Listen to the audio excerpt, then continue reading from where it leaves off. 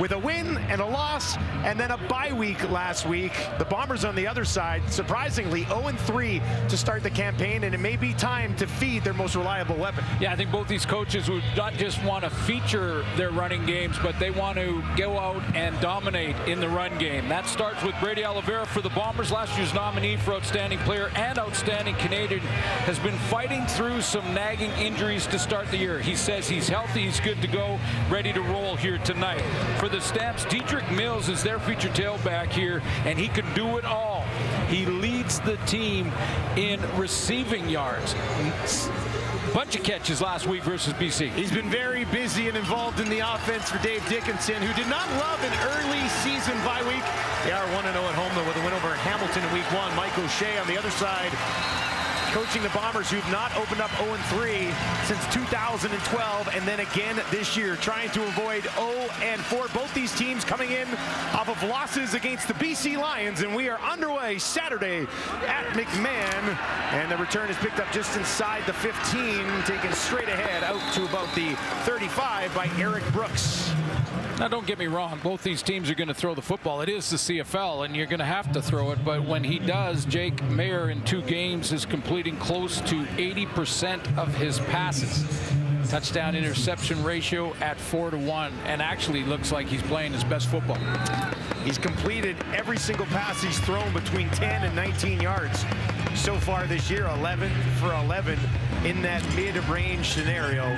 Calgary will have the ball to start. They'll start on their own 35.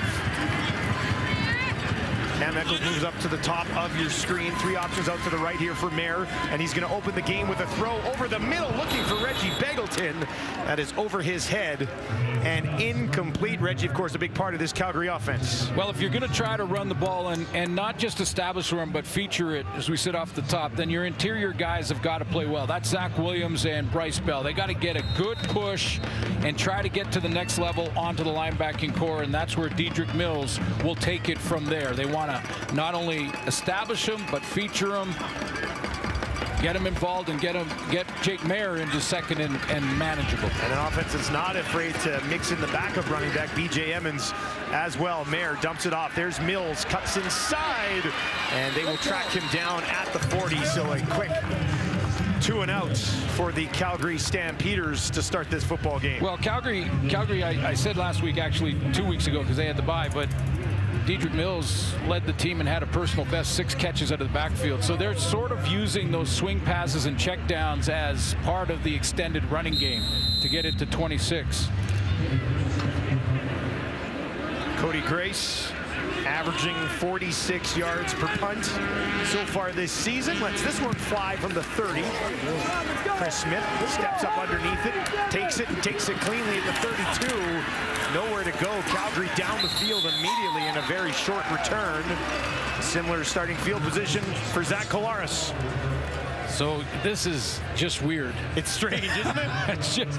it's just straight weird. And the one that's really weird to me is not one touchdown pass. The Winnipeg Blue Bombers have played 3 games. He's attempted almost 100 passes, and he doesn't have a touchdown throw yet. I don't understand it either, Suits. You could use the theory he's due, but he is missing weapons. We'll discuss that as we work our way through the first quarter. It will start on the ground with Brady Oliveira pushing it ahead, and a decent pickup on that first down carry for Brady. A huge part of the Winnipeg offense. Yeah, and that means that their O-line again in the interior, Liam Dobson, Patrick Neufeld, they've got to get a good push, get on the second level into the linebacking court, because they got to try and cut off Micah Alway. We'll get to him in a second, and that will open things up for Brady Oliveira. So Buck Pierce is up in the booth. Pat Delmonico is down on the sideline. Different strategies as far as their coordinators go, but both of these teams want to win the ground game. Strevler into the game early here on a 2nd and 5 after 5 yards to Brady Oliveira, right around his season average. And Strevler fakes the pitch out, runs right in to Alway, and they're going to try to push it ahead, but no dice for the Bombers there. So one of the great matchups in this one tonight is going to be Brady Oliveira game inside the game. If you want to just watch two guys go at it, it's going to be Micah Alway, number 7 in red, versus Brady Oliveira. And if it happens to be Strevler, who's got 23 carries for the Bombers in 3 games, then it might be number 7 against 17. Anybody who goes up the middle for the Bombers is going to run in to Alway. So a 2-0 the other way as Jamison Sheen knocks it away. Brooks takes it just inside the 20 and returns it out just shy of the 30 after a 50-yard kick for Sheen. Jake Mayer will have the ball when we return early here in the first quarter in Calgary. Slow start in these football game suits. Well, they get behind early. I mean, they've been outscored in the first quarter 27-10. So, I think any coach in the league, even experienced coaches, start to think that they've got to throw it a little bit more. They've got to throw their way out of trouble, try to come back, in a hurry and kind of abandon the game plan. And that's been an issue for Winnipeg. Mark Michelle. As Mayer gets it out to him quickly, he'll take it up to the 35 against his Winnipeg defense. Take a look at the Winnipeg Blue Bomber defense. Ali Fayed has played well off the edge and did last week in their game versus the Lions. You go back, and if you want to stop the run, you're going to need your guy in the middle to do that. Adam Bighill, a couple of tackles away from 900. I want to say that again. 900 in his career. 900. Diedrich Nichols, the All-Stars, back at halfback. He missed last week. He was in where they've contained Alexander Hollins better last week than they did. On the ground, first down, Calgary spinning it out beyond the 45 is Diedrich Mills.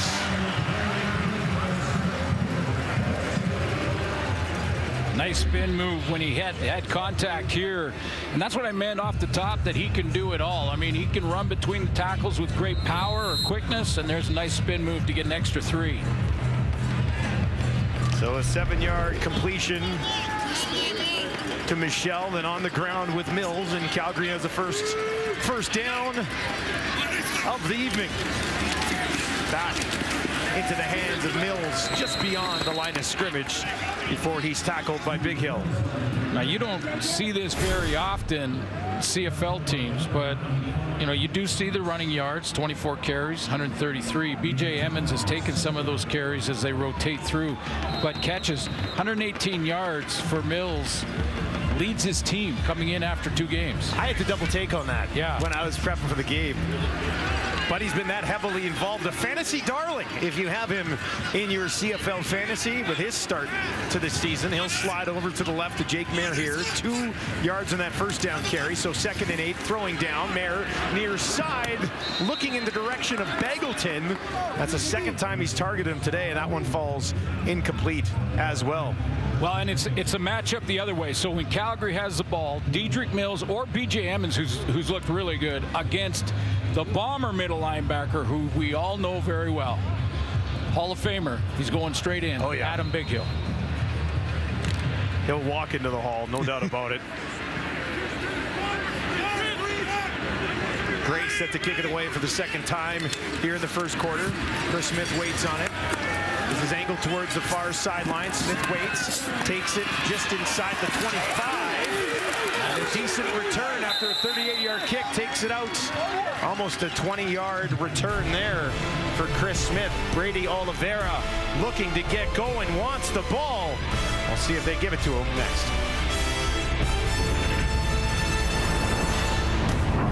The numbers. Yeah, it's a great matchup. Rock meet hard place.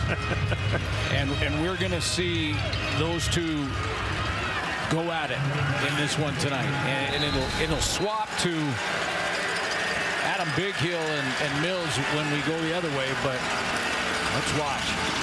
Polaris on the run, far side. Dembski for the first time today takes it just outside the Winnipeg 50 against his Calgary defense. Joshua Coatney is been put in the lineup, inserted into the lineup for this game tonight, and one of the reasons is to help stop the run in Brady Oliveira. He's 350 pounds.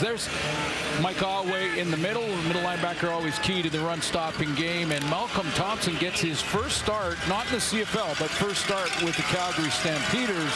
He gets 7 starts in Winnipeg a couple years ago. Played 10 total games in Winnipeg back in 2022.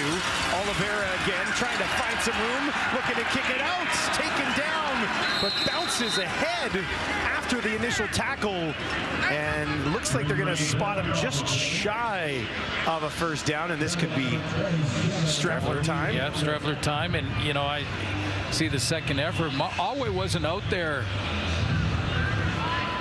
trying to get his equipment fixed. He's coming out now, but for those first two plays, he wasn't on the field for that. He had a little bit of an equipment issue on the sideline. Yeah, they were working with his helmet. Looks like it's good to go now. That helmet, I don't want to be that helmet. Frustrated. Well, that helmet has been in a lot of contact. 3 or 4 a game, to be honest with you. Streffler looking for the first down, a flag as he pushes ahead. Got to midfield, which would have been more than enough. That might be another flag on our way. I don't think you can grab a leg and pull a guy that late in the process. 2 flags on the snap and then a 3rd flag late, as Glenn mentioned. Calgary's nominee for outstanding defensive player last year.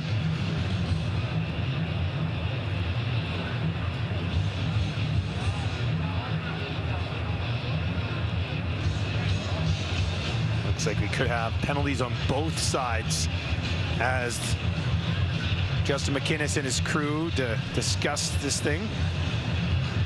Now they seem to have sorted it out. There are 2 fouls on the previous play. We have offside on Winnipeg offensive line. We have a major foul, face mask, Calgary number 7. It's an automatic first down for Winnipeg. Always saying I didn't grab his face mask. Well, I'm not sure if it was the face mask. I thought it was that he grabbed his ankle and tried to pull him back well after the play. I mean, that was not all way over the top. There's number 7. Watch him. See, the play was dead, and he started pulling his leg, and that's a player safety. I think that's what the flag is. It's the unnecessary roughness. They just announced it wrong. 1st and 10 on the Calgary 46. Back to Oliveira. Back right up the middle. Takes it down inside the 40, and some decent first down gains for Oliveira here in the opening quarter. Well, sometimes ask and you shall receive. He's asking for the ball. He feels healthy. We had a good talk with Brady Oliveira this week heading into the game. And I asked him about his injury. He said, yeah, they've been nagging, and they didn't get a camp, it didn't get a training camp, didn't get to go to enough practices and all those things. But he said, I'm healthy now. We're ready to roll in the run game. He wants it. Cam Judge on the tackle that time. 2nd, and they need 3 more. Back on the ground, Dozier wrapping up Augustine as he tried to spin it ahead, and they got enough for a first down. They get both backs in there, and they use Oliveira as a bit of a decoy, try and get the attention of Mike Alway. So they line up in split backs, it's called. So one guy on one side of Zach and the other guy on the other of Kolaris, and Alway lined up in front of Brady Oliveira. They turn around and hand it to Augustine. You're going to try to get this ground attack going. Calgary does give up the most rushing yards per game. 120 in the season, 9th in the league. Now working from the Stampeders 35. Kolaris fakes the handoff. Dumps it out, and that'll be taken down to the 30. Into the hands of Feldmate. Yeah, fullback Haley Feldmate coming out of the backfield. He lines up as a tight end and then shoots out this side, and pretty good tackle by the starting safety, Malcolm Thompson, who is going to chase him down, hustle, hustle, hustle, and cut him off. First catch is a bomber for Feldmate. Wilfred Laurier makes his first tackle starting at safety. Got half of what they needed. Got to tack on 5 more here from the Calgary 30. Three options to the left for Kolaris. Throws it to the right. Scott Dembski. And Dembski's got the first down before being forced out of bounds at the Calgary 21. Second catch of the game for Dembski. Well, no Dalton Schoen, no Kenny Lawler, both on the 6 game. So why not isolate Nick Dembski by himself to the short side of the field, timing route, a guy that you know Zach Collaros can trust will be right where he needs to be, and that was a dart right to Nick Dembski. Dembski was targeted 10 times last week, caught 8 of them for 94 yards, and you have to think that 10-target range is probably where he's going to settle in. Yeah, I would with think. some of these guys out. Now Dembski will slide behind his quarterback, out to the slot on the right. Kolaris tucks it into the belly of Brady. Flag drops just inside the 20 on the far side. As Oliveira once again attacks the middle of this Calgary defense.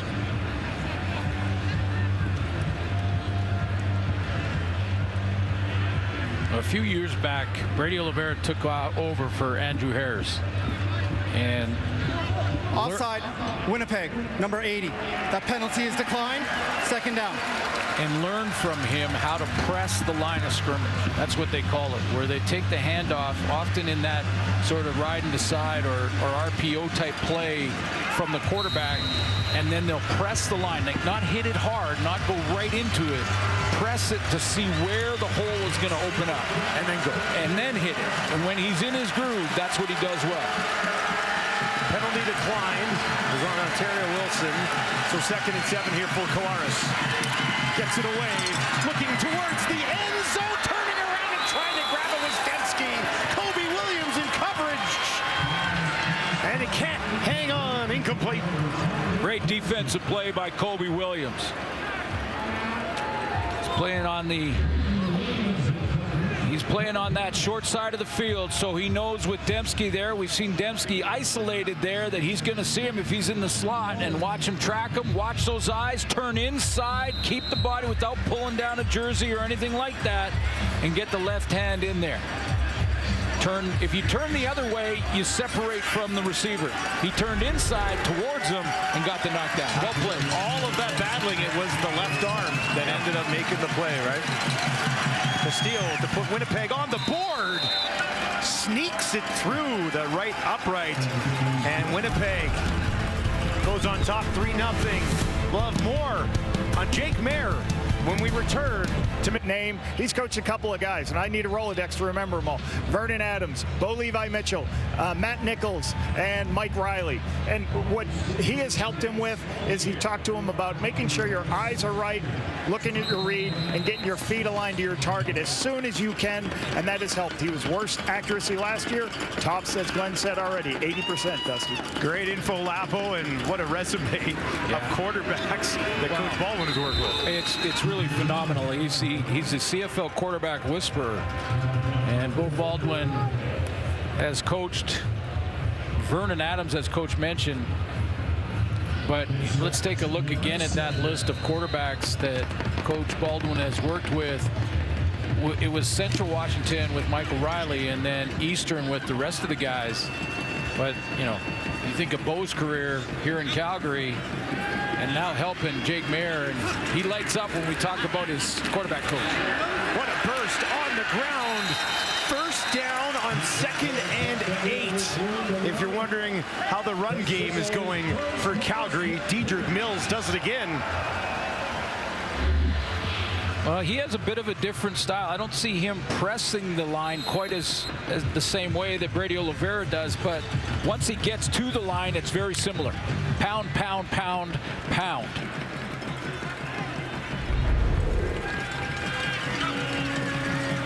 Move the sticks up to the Calgary 50. Mark and Michelle waiting for it. Beggleton to block for him. Flag on the play. Couple of them. Mark Barnes was over there blocking for him as well. Yeah, it was right in that area at the point of attack where Mark and Michelle was heading with the football. And it may be the veteran Beggleton. Second time already in this game they tried to set up that screen for Mark and Michelle. Well, it was there. It was there. It was a nice call. Yeah, it was better this time than the last time, but like But maybe one of the reasons it looked as good as it did is because there was, well, let's see. Now they're moving the other looks direction. like it's going to actually be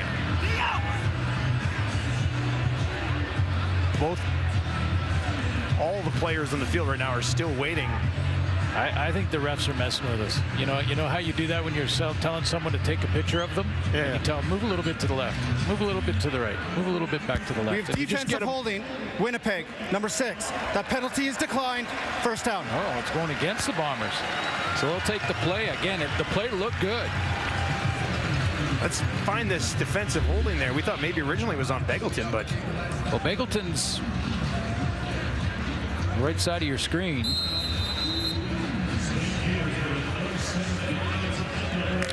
And that was Retta Cramdy who got the flag. So I guess pulling Reggie Begelton down into him led to the penalty. And down to the Winnipeg 49 for Calgary. Empty backfield here for Jake Mayer. Near side, it's Begelton who turns his body nicely and is able to make his first catch of the ball game. Tough catch. He made it look routine, but that's a tough catch. He's going hard on this break. Quick out cut, and then has to come back against the flow and pull that in, keep it off the turf. That's a tough catch to make, and you got Jake Mayer here in 2nd and 2. Team leading 3rd target of the game for Reggie. Comes into this game 6th in receiving yards on the Stampeders through the first couple of games. So maybe trying to get him going here in the early stages of this ball game. His handoff goes nowhere. Bombers defense is there for the loss on the play. Yeah, Cramdy. Yeah, Cramdy needed to make up after tackling Begelton in the holding call. He comes in and he has to make amends here. He's going to be lined up to the right of your screen. He just slides, crashes in, and is in the backfield playing the play. When I say playing the play, sometimes you have a responsibility, but you see what's happening. You've done enough film study to be confident enough that it's not a guess, and you just leave your responsibility and go, I'm going to make the tackle. Cramdy just did that. 3rd and 3 from the Winnipeg 42. Back to Mills. Mills pushing it ahead, and I think he's got it. He is very close to the 39, which is what he needed. And it is a first down, Calgary. Here's this matchup. This is fun. This is getting exciting. I love doing this. This is Adam Bighill. Yeah, this is Adam Bighill now. He's got to scrape around and get in that hole and stop that run. We'll keep track of his tackles because he's only a couple away from a milestone. And the handoff this time, once again, stopped in the backfield. That's B.J. Evans into the game, his first touch of the evening. Yeah, Jamal Woods, I believe, in the rotation, got home there.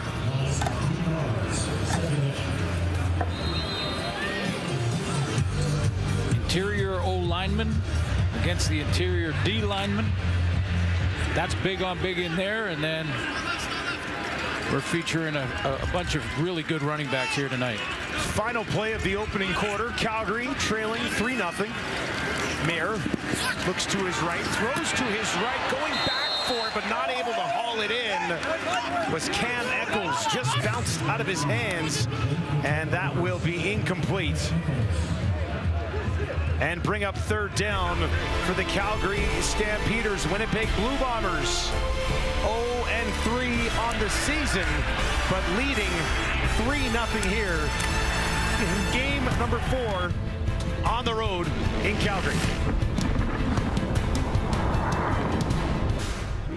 Winnipeg Blue Bombers with a 3-0 lead on the Calgary Stampeders. We talked about how they'd been outscored so far in the first quarter. They got to be feeling pretty good right now. Well, we're talking about the running game to start the show, and both teams are establishing that in the first quarter. The Calgary Stampeders are 50-50, which is unheard of in the CFL, and in fact, the Winnipeg Blue Bombers are 60-40 in favor of runs, so 6 runs to their 4 passing plays in the first quarter. Again, both these tailbacks are featured tonight. Both teams want to get them going. So the passing numbers and overall offensive numbers might be lower than normal, but they want to play the physical game on the ground.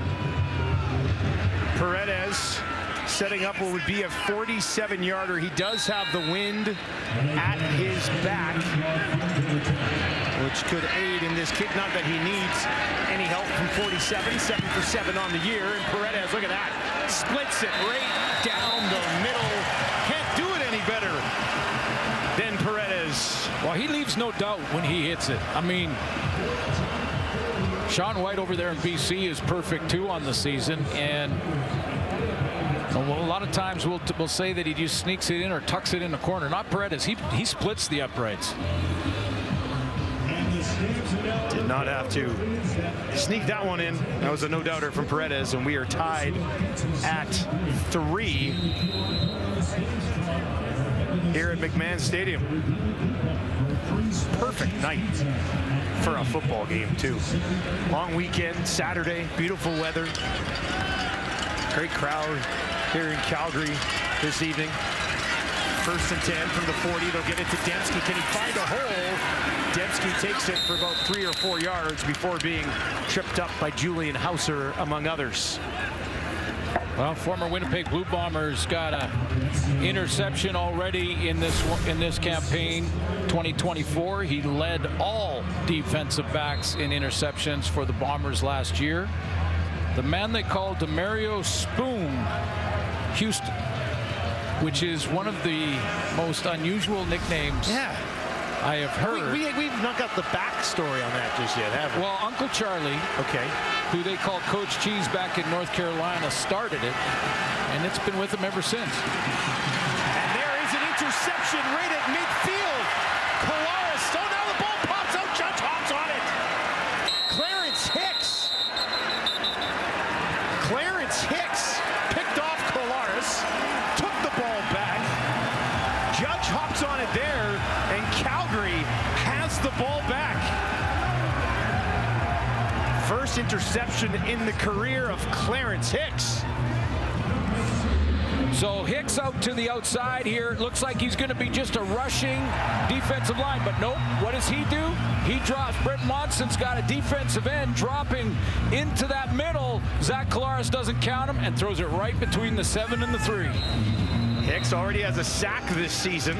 May not have the hands on that play as it gets knocked loose, but Judge is there to help him out, and all of a sudden the Calgary Stampeders off a Zach Collaros interception. Now 4 of them on the year. They're in business. Mayer out into the backfield. Gets it to Mills. Mills on the far side. Forced out after picking up the first down, and Dedrick Mills is dancing so far here tonight. Example of great vision. The great tailbacks have great vision. They can be moving once they catch the ball in their hands. Now they have great vision to see exactly where that block is going to be set up, and he plays right around Cam Eccles' block at wide receiver. Sees that nice block. He's got the outside angle and outside leverage, and that's exactly where Mills goes. Big Hill forces him out. They give him credit for the tackle. That's 2. Puts him at 900 in his career. Right back on the ground again. And a short pickup this time on first down. 900 defensive tackles. I'm sure early in the career there's a bunch of special teamers too. 182 games played. Handful of Grey Cup rings. A midful. I'll call it a midful. 6-time All-Star. 6-time All-Star. And the leader of this group. 3-time Defensive Player of the Year as well. 15, 18, and 21. 2nd and 10. Mayer, far sideline. Nichols is there to force Markin Michel out. And he'll get about 7 on that play. And it'll bring up 3rd down. 3rd and 2, but I think in this tight game, well, it looks like they're going to leave Jake Mayer out there. Paredes was waiting out by the numbers. He's been called back to the sideline on a 3rd and 2. Does Dave Dickinson have enough confidence in his run game to do this, or got those split backs in there again? One of them's Markin Michel. He'll slide out now. And they are going to snap it. Mayer right over the middle, looking towards the end zone for Bangleton. No! it's against Beggleton, I believe, as he pushed off for the offensive pass interference. How about that play call from Calgary? Yeah, that's why I was talking about the fact offensive pass interference, Calgary, number 84. That penalty is declined. First down, Winnipeg. Talking about well, we'll talk about it after this commercial. Turnover on downs. Beggleton finding some space for himself. Wouldn't have worked anyway. Cats go head-to-head against the Red Blacks. Tune in at 7 Eastern, 4 Pacific, only on TSN as we wrap up week 4 tomorrow. Interesting decision for Coach Dickinson. At 3, just sitting there, right? Decides to go for it. Beggleton takes the flag, turnover, and Collaros gets the ball back. Hands it off, nowhere to go. First down there. You know, I was going to mention about that decision that if you're really confident in your run game, and I know Dave Dickinson is confident in Dedrick Mills for sure, but if you're confident in that run game, a 3rd and a long 2 is a much more sort of kind of like a proactive decision. But if you're going to throw a deep ball to the back of the end zone, then I'd question the decision. Hey, surprised me. Yeah, I mean, I don't know if there was like, if you're on defense for the Bombers, you're saying, hey, be ready for anything. They're running an offensive play.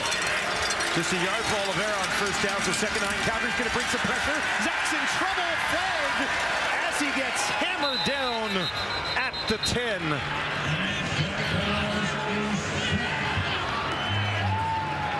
Holding, Calgary, number 55. That penalty is declined. 3rd down.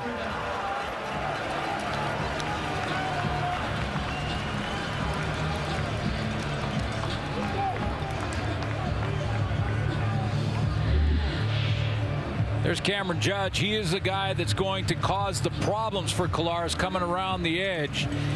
And then that pocket, if the inside guys get a good push and just keep reestablishing the line of scrimmage backwards, then when the quarterback steps up, he's in trouble. Eric Lofton beaten on the outside there. The right tackle. Judge will get credit for the sack. This kick will be dropped at the 50. 40-yard kick. Losing a couple of yards on the return as the Bombers came barreling down the field. Calgary defense steps up. Judge, first sack of the campaign, gets the sack. Is Purolator Tackle Hunger Night here in Calgary since 2003. Purolator, along with the CFL and its member clubs, and Canadians like you have helped the Tackle Hunger program donate over 22 million pounds of food to local food banks. The need is greater now than ever before. Go to PurolatorTackleHunger.ca to donate to this wonderful program. Next stop Thursday in Regina. We'll be there for that one. Absolutely, and more people need to go to the food banks, feed their families. It just feels like it's more and more all the time. So anything helps. Everything helps. Calgary starting on the Winnipeg 54 rather. And Philpott with his first touch of the ball game. Yeah, no, Jalen is just his only issue, in his start to his young career. His brother Tyson is tearing it up in Montreal. But I mentioned that here in Calgary this week on the radio, talking about Jalen. It's just a matter of being 100% healthy and then settling in and then taking it to the next level. And he's very close. 5th overall pick in 2023, 2nd and 8. Bombers will bring 5. Mayer flushed out of the pocket first time tonight. Throws it down the field, and that falls incomplete. Looking in the direction of Cam Eccles, but never really had a crack at it. Yeah, this is incomplete, but this is what I think Jake Mayer has improved more than anything in his game. You heard Coach on the sideline talk earlier about his better completion percentage down the field, making those big plays. Moving and throwing on the run when he gets off schedule. I think that has been his biggest improvement from last year to this year. Off schedule throwing, different angles, different arm angles, or on the full run like we saw there. That one wasn't complete, but I think that's where he's made the biggest improvements. Grace punts it away from just inside his own 50. That'll hang up there. And that one all the way in to the end zone. Get on it! Way on. Smith grabs it and takes the knee. Collaros slides back out here as Winnipeg's offense tries to get engaged here. Yeah, and this is what we talk about being unusual. And this one here, you know, you talk about this season, but if you go back to the West Final and the Grey Cup, he didn't have a touchdown throw in either of those games either. I mean, this is starting to get really weird. And, you know, I mean, they've got a lot of big play guys out of the lineup due to injury, you know, but every other team in the league will tell you, hey, welcome to the club. That happens. Just attempted 6 passes so far here in Calgary tonight. Drive starts on the Winnipeg 40. Calgary brings 5. They get it out to Brady Oliveira.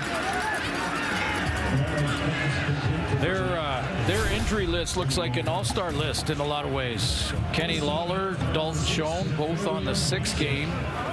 And when they replaced Kenny Lawler, who was hurt in that first one, with Carrick Wheatfall, then he got hurt.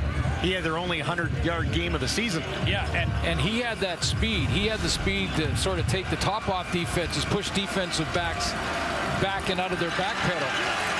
You know, and now they're in there with a bunch of young guys. Losing Schoen is a big one. Collaros over the middle. And that one is held onto Wolotarski, who had 7 catches last week, second highest total of his career. Well, and what they've done because of those injuries is they moved Drew Wolotarski into the slot back spot. So now they're going to have to lean on number 82, and he's going to have to make probably tonight 3, 4, maybe even 5 of these 2D catches. The money catches for the first down, move the chains on that tough area over the middle. He can do it. He's great at it, but he's been a wideout to the wide side of the field for Winnipeg. He's inside for the most part now. I mean, right now he's back out there, but they'll put him in at the slot here tonight. In the Calgary 52, Oliveira once again tripped up. Vauders and Judge both in on the tackle as Calgary seems focused on not letting Brady get loose. Well, they're going to put Joshua Coatney in there, and you got Micah Holloway, and you know that Brent Munson all week long, you know, has been saying, listen, they're going to try and go back to what they have done good for the last 4 years, which is run the ball, go play action to their big play guys down the field, but it all starts with Brady Oliveira. So you get them in the 2nd and long. That's why he believes they're 0-3.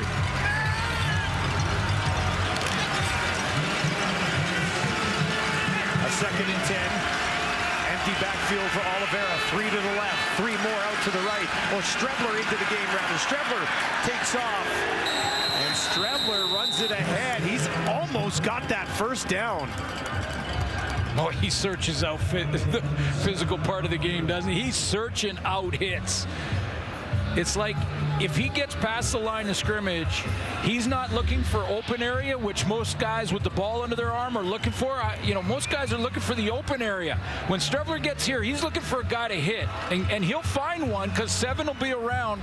He's gonna close quickly, and there's the contact between Micah Holloway and Chris Strebler. 3rd and inches. Of course, Strebler stays in there. Pushing it ahead. Got it. Takes it down to the 40 for Winnipeg. Collaros will trot back out onto the field after Strebler comes in and does his thing. Well, the one thing, though, and he's been worked in, I mentioned the 23 carries. He's been worked into this offense since day 1 of this season. However, he hasn't thrown a pass yet. And, you know, if I'm Buck Pierce, I'm adding that because he can throw. And he's a quarterback. He can throw. So add that so that it keeps that defense guessing a little bit more. Bombers work from the Calgary 40. Oliveira again patiently trying to find some space. Got a little bit of it. Takes it down to the 36 before things are blown down.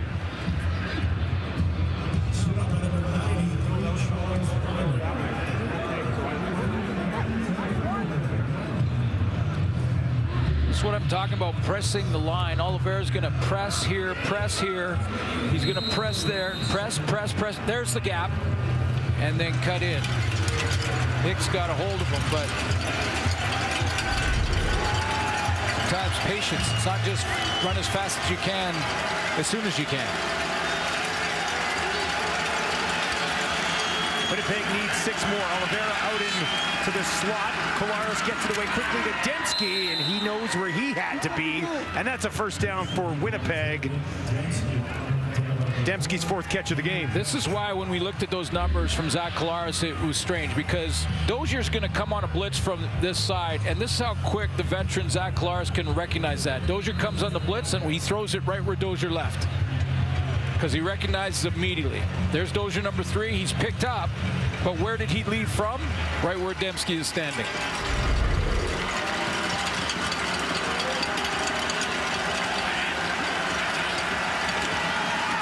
Making the handoff to Oliveira, has to throw it away with pressure in his face in the direction of Dembski again.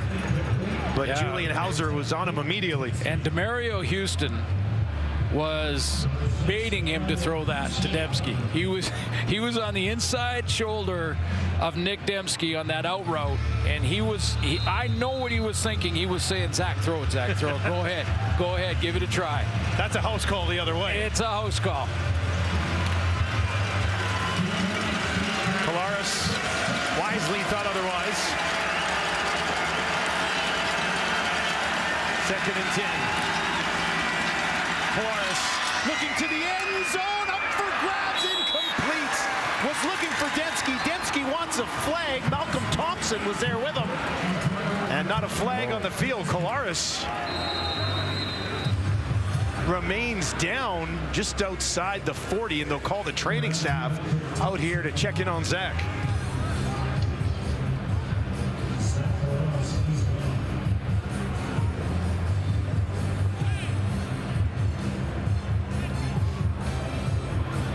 We mentioned Josiah Coatney at 350 pounds. And I believe that's who got to Zach Collaros right here, right in the strike zone. Ole Miss getting up the field. That's a big body. We'll be back. Zach actually a stunt up front, and Coatney starts on the opposite side and gets around that way to get to Zach Collaros here. And looks like a clean hit in the strike zone, almost like it may have knocked the air out of Collaros. He has to step in for that extra push to get the ball down the field to that deep ball, that deep throw, and he takes one right in the solar plexus. Well, Zach is up. He walked off on his own. He's going to have a little bit of extra time here to get his breath back as Castile trots out to give the Bombers the lead. 37-yarder. And that is exactly what he does. So Winnipeg goes on top 6-4 with just over 3 minutes remaining here in the first half.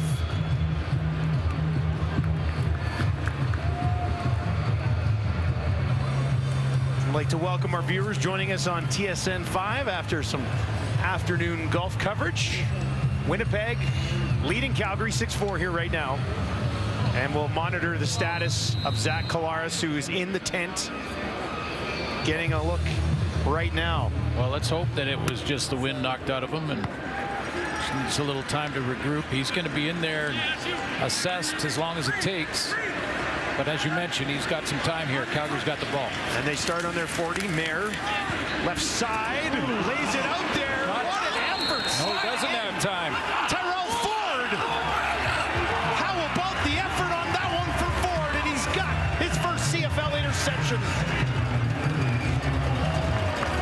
Well, Tyrell Ford can run. Now, when he was at the combine, he ran a 4.42. He comes out of his back pedal and shoots underneath this throw and steals it from Barnes. What a great play and great quick stop and redirect with tremendous speed to get there. and win the race to the football. That closing speed was phenomenal. The play he made was great. He ran a 4.42 after having COVID. He had COVID 2 days before he ran the 40. He ran a 4.42 and was asked, what's your fastest time? He said, 4.37 with the laser. He can run now. Strebler in at quarterback as Winnipeg gets the ball back here. Strebler's going to run it right up the middle. Hauser got a handle on one of his legs and took him down before Cam Judge came to help finish him off. Interesting storylines developing here late in the first half as we hit 3 minutes at McMahon. Big halftime planned here with the panel. Lots of love for Calgary's D. Hopefully Zach's okay. Finding Dembski in this game. Is everyone freezing in the studio? It's like minus 10. It's minus 10. I hope you guys are a lot warmer than us.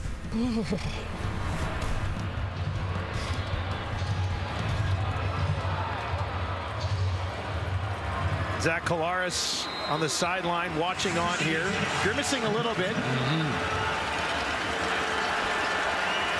Second and 6 for Strebler. Is this his first pass of the season? It is. He finds his running back, Brady Oliveira, who finds a first down on the second effort, and the Bombers keep this drive alive. Yeah, first pass, high percentage. Check down to Brady Oliveira, his back, and here comes Zach Collaros. He had to sit out. He for sure had to sit out for 3 plays, which we've already seen. So 1 from Calgary, that was the interception, and 2 plays from the Bomber offense. So Collaros, good news for Bomber fans. Great news. Cleared the medical check. And he has the team with the help of Strebler there while he was out in their best field position of the ball game as they work from the Calgary 35. Gets it away quickly, and that is caught just inside the 30 by Kevin Sklersius. Yeah, Sklersius is an interesting story. A big body, grew up in Montreal and was a second-round draft pick, but he went to UConn, University of Connecticut, and is relatively new to the sport. Didn't have a lot of big numbers in college, but boy, they like him, and he moved up the draft chart really quickly. Big body, great athlete. He could be a keeper down the road here. Third catch of the season for Cocius. Oliveira up the middle. Nowhere to go on that second down carry. Clarence Hicks stretching out and getting a piece of him. Okay, so Dave Dickinson was in this exact position with a very similar decision to make. Dickinson decided to go for it on 3rd and a long 2. Let's call it 3. This is 3rd and about the same. And Michael O'Shea has taken the other route. He's going with the field goal team.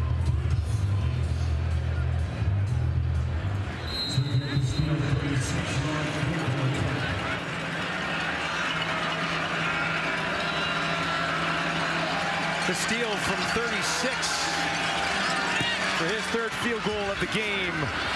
And he puts that one through a perfect 3 for 3. Winnipeg goes on top 9-4. It's exciting news in Calgary as women's professional soccer is rolling into town. For more on that, let's send it down to Lapo. I'd like to introduce Deanna Zumwalt, the executive chair of the Calgary Wild Football Club. I love the name. Tell me about how the name came about. Yeah, the name came about, the Calgary Wild. It's really a shout out to our great city. Both the wild spirit, trailblazing history, and just the wilderness all around us. Now the games are going to be played here in McMahon Stadium. What's the fan response been so far? The fan response has been incredible. They're excited where we're playing. They're excited about the team. I would say we've been overwhelmed by the response. I mean, one simple story, for our press conference, a mother actually drove her daughter from Edmonton to Calgary for the press conference. That's the impact it's having. And what's it going to mean for young women playing soccer across the country?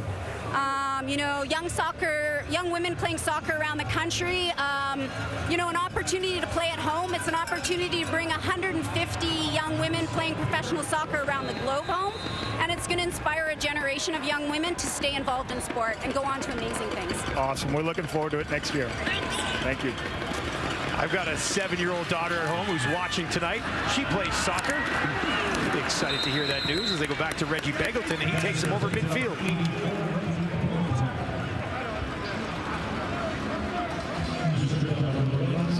Winnipeg chipping away with their 3 field goals, and Calgary electing not to go for it there. They're trailing now by 1 possession, but a major. So an important minute here if Jake Maier can get them into field goal range. He's got enough time to do a little bit more than that if they can move the ball, right? Yep. Needs 3 yards here from the Winnipeg 53. He'll be throwing again. Gets it away. Back to Beggleton for first down. And he is taken down at the 41. Well, this could be considered best on best. Reggie Beggleton going on Diedrich Nichols, and basically a one-on-one. Good blocking up front, a throwing lane for Jake Maier, and how about the experience of Beggleton just to back up knowing where he is on the field. Maier gets rid of it quickly again, but that bounces at the feet of Markin Michel, and will bring up 2nd and 10 for the home team. Well, you heard Coach talk about Bo Baldwin and how he's working with Jake Maier on a couple of really simple, it sounds simple fundamentals, but they're so important, his eyes and his feet. And that time I would suggest his feet weren't set. His feet weren't where they're supposed to be, and Bo Baldwin would probably go over there and say, I'm going to coach you up now. Your feet, if you turn that outside foot a little bit further, you make that throw to the out. Fundamentals, even at this level, working on the fundamentals. So if you're a kid watching, keep working on them. Maier gets it away quickly again, and he goes back to Beggleton, and he is close to a first down. It'll be inches if they don't give it to him. Well, let's take a look on the feet here. Jake Maier on this completion. So he's got the curl route, plants that back foot, front foot leading right to the receiver Beggleton, steps into that throw and plant, boom, nice. Calgary moving quickly there. We do have a whistle right after the snap. Tommy Stevens was into the game quickly. Winnipeg was a little late getting a couple of their guys out there.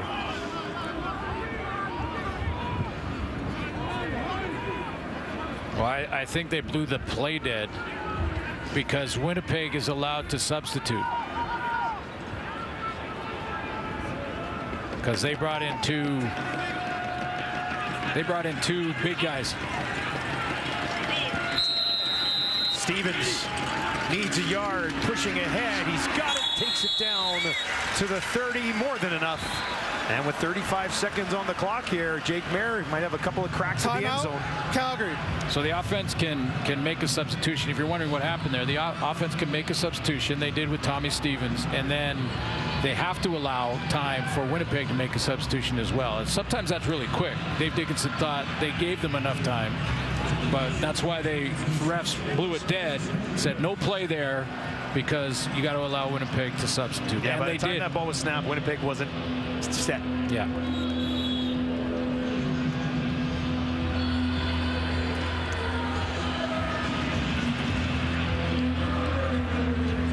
Right, Calgary here, if they could find the end zone, have some momentum at the end of the first half here, trying to pick up where they left off. Decent start to the year, 1-1, and then into that early bye week for Calgary, trying to find their groove again. First and 10 from the 30. Maier, ton of time in the pocket, sends one towards the end zone, almost intercepted. Home lunging out there in behind Beggleton, but couldn't haul it in. Yeah, I was about to say, you know, with 35 seconds, Calgary can run, you know, the regular offense, maybe get 10 to 15 on maybe that throw, and then from there can take a shot with lots of time to take a shot to the end zone. And now you're looking at intermediate routes, not deep posts. But we've seen back-to-back attempts down here from Calgary, both go incomplete. 8 targets for Reggie Beggleton in the first half of this ball game. 2nd and 10. Winnipeg brings 5. Maier gets it away. Far side to Markin Michel. That'll be a first down for the Stampeders. This is what I meant. Like, if you do this on first down, right, now you can throw an intermediate route to the end zone because you'll move the chains, get another new set, and first down. They're going to try and get it in. They still got time to do it. Three plays. We got to watch it now. Don't want to miss an opportunity here. Clock ticks now. Mayer takes it, looks to his left. Has it batted down as he tried to drop it underneath to Dedrick Mills. 12 seconds on the clock. So Clark Barnes out there is on the left side. He just was looking that way the whole time and didn't like what he saw. Just take a look and watch. See Mayer's locked in there and then tried to check down, and that was batted.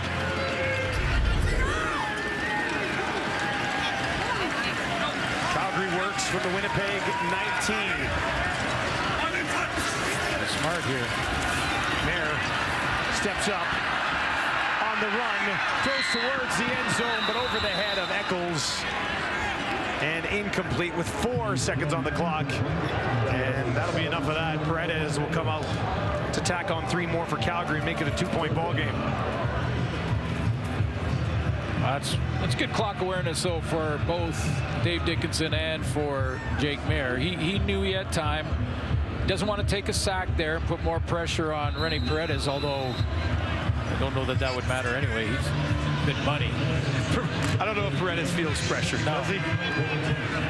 The good ones don't. They know how to deflect it. 8 for 8 to start the year. This one will be from 26. And once again, splits it right down the middle, and that'll do it for the opening half here. Winnipeg 9, Calgary 7. What's your feel for this game right now, Glenn? Well, we thought that they would want to both run the football, play a physical type of game, a Western Conference type of game, and go ahead and play smash mouth, and that's really what's happened in this first quarter. It's good to see that Zach Collaros is back. He took a hit, a big one from a guy weighing 350 pounds. That's not easy, and there he is. Landed right on him, so it's good to see that Zach is back, but the numbers are going to be lower when you're running the ball as much as both these teams are. Well, and that's what they're trying to do right now. Dedrick Mills has 7 carries for just 25 yards. Brady Oliveira has 8 carries for just 23 yards. So both teams trying to get these running games going. We know how good Brady was last year, and we know how good Mills has been so far this season as well. But both defenses have been up to the task as far as the ground attack goes so far. Jake Mayer is at 100 yards passing, but has thrown an interception, is 11 of 21, and right now to begin the half. At least won't be back to start this second half. We'll see how the game goes on. Looks like we'll see Strevler when the Bombers get the ball. Calgary will get the ball to start and have the win with them here in the third quarter. Brooks takes it, nice little spin move, and Brooks pushes it all the way out, just shy of the Calgary 40. Here's a look at Jake Mayer in the first half. Yeah, we at least talked about both teams running the ball a ton, so or at least, you know, upwards of 10 carries, so that limits the pass, but they will go to play action, and a couple of catches by Bagleton in that first half. There's Dedrick Mills out of the backfield. That was an important one to set up a field goal, and keep in mind that they missed on a 3rd and 2 that Coach LaPolice made reference to in talking to Dedrick Mills there, that they were in plus territory, deep into Winnipeg territory, and elected not to take the 3 points and go for it. Didn't get it. Back to Mills to start the half, and just no room in the trenches so far in this ball game. Well, this is one of the adjustments that I think we'll see in this second half, is to, rather than run in this area, maybe start to think about running in this area and get the ball outside to the perimeters. Now, you can do that in a couple ways. You can do it with a sweep or some of the RPO stuff to get outside, but you can also do it with those short throws, the swing throws. Big Hill was waiting for him that time. They gave him 4, so 2nd and 6. 3 options out to the wide side left here for Mayer. That's where he looks. That's where he throws. He's got Philpott for a first down, and Philpott comes down right at midfield.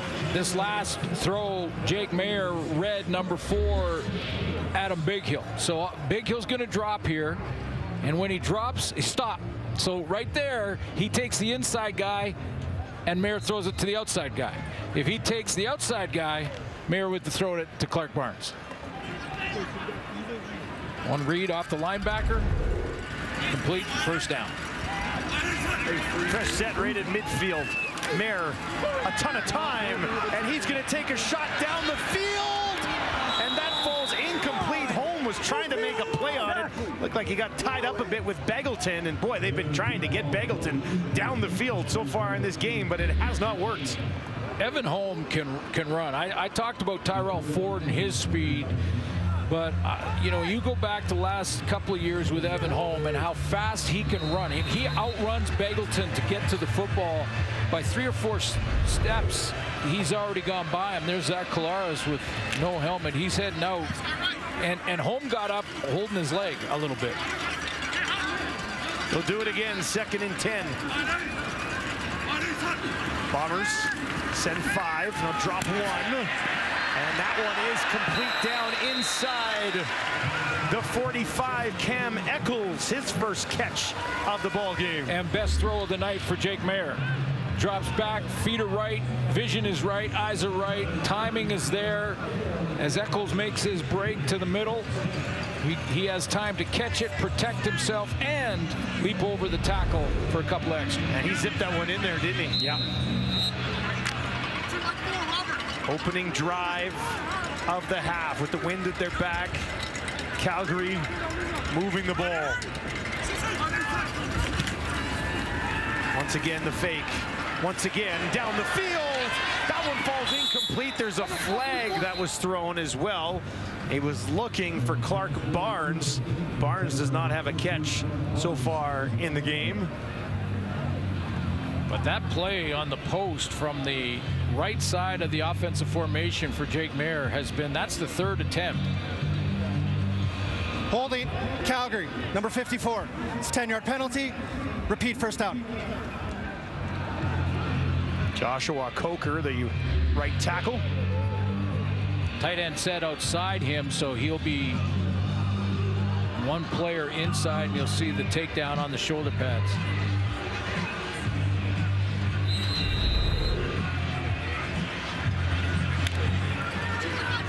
Backs him up to the Winnipeg 52. First down. Now they got to have 20. Empty backfield. Mayer gets it away. It's Eccles again. And he is knocked down by Wilson. Well, he got a good chunk back on first down.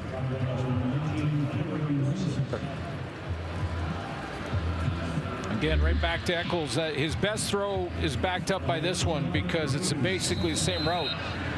Inside number 17. Time to protect himself on that inside route. Himself a chance on second down here to convert after the penalty. 11 to Eccles.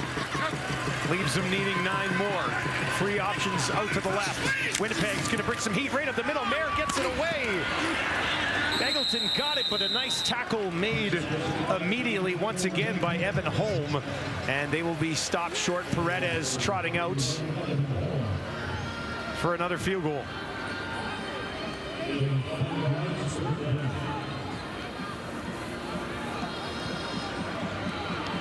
This one would give Calgary the lead. Be a 43-yarder for Paredes. 9 for 9 to start the year.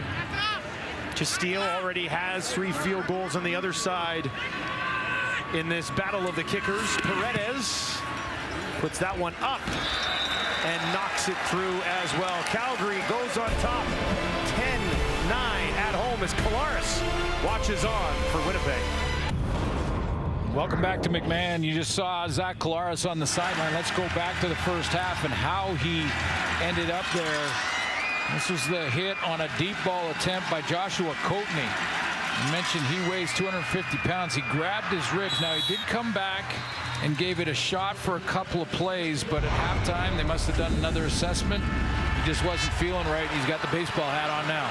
Watching with the rest of us is Strebler in at quarterback on the run, throws it out there, and Johnny Augustine has it fall in front of him. Let's take a look at Coatney, who was the man who lowered the boom on Collaros. Yeah, I thought he actually landed on him too, but it was just the contact to that rib area. But, you know, I'll circle what is something that is kind of unusual. You see it in the other league. You see it down south, but you don't see many times a guy at 350, even in the lines. Defensive line. He had looks in Pittsburgh and San Francisco, was in the XFL for a little bit, now finds himself in the middle, smack dab in the middle of this Calgary defense. Strebler gets it away, and that falls incomplete, looking for Ontario Wilson, but he missed him. Well, you know, and he played his college ball. He grew up in Douglasville, Georgia. He played his college ball at Ole Miss, and he did play inside at college, but he also played defensive end. And on that play where he hit Collaros, he has a quick feet. There's a nice bull rush, so he's got the feet for a defensive end, but the size to play inside. So it's a unique, it's a unicorn. It's a unique athlete that can do that. 3rd and 10, and they'll be forced to punt this away. Brooks waits, takes it just inside his own 30. Returners have not had a sniff of daylight so far in this game, as both special teams units, cover units, getting down the.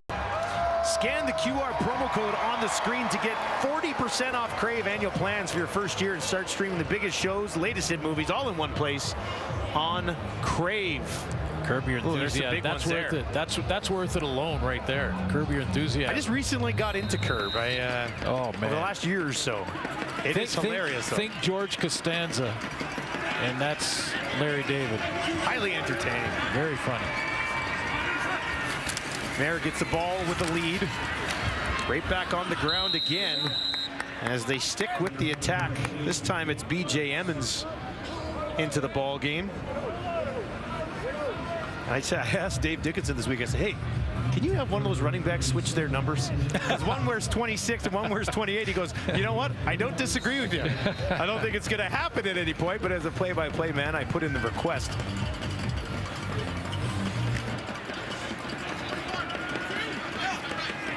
Just 36 yards on the ground for the Stampeders so far in this ball game. Both teams are sticking with it, though. 141 through the air, which is what Jake's looking for here. Gets it away, far side, wide open. On the far side of the field, Clark Barnes. First catch of the game for Barnes, the 23-year-old. Well, they've been targeting Barnes a few times. At least Jake Mayer has been looking at Barnes' side and looking to him, and he's just not been able to get it to him. But this time, a real long out throw on time in the soft spot of the zone, and Barnes gets his first catch. Number 2 receiver coming out of that full-on waggle to the line of scrimmage, and then sees the dropping of the zone defense and goes to the sideline. Dedrick Mills back in the game, in behind Mayer, and he'll toss it out to him, trying to get something going on the outside. You mentioned earlier maybe they'd get to it, but Big Hill is there, sniffed it out, made the tackle. Well, it looked like there was going to be a pulling of the tackle here, and then it was going to be, could he cut off Adam Big Hill? It was basically Deontay Demarais coming outside, but he goes way down the field, and so he doesn't even get or look for number 4. I think if you're pulling out as an offensive lineman, your first objection should be number 4. They end up losing a yard, so it's 2nd and 11. 4-man pressure from Winnipeg, and that one is knocked down, batted down at the line, and incomplete. Was that Willie Jefferson? I'm just gonna go out on a limb, because I couldn't tell who got their hand on it live, but I'm gonna go out on a limb and say it was this guy here, number 5. Well, and that would be the first time we've mentioned him so far in this game. It is. Oh, it is through the middle. But if you're going to pick a guy that knocked down a throw, easy guess. Yeah, I didn't really go out on a limb there. No, I didn't. I wasn't far out on the limb there.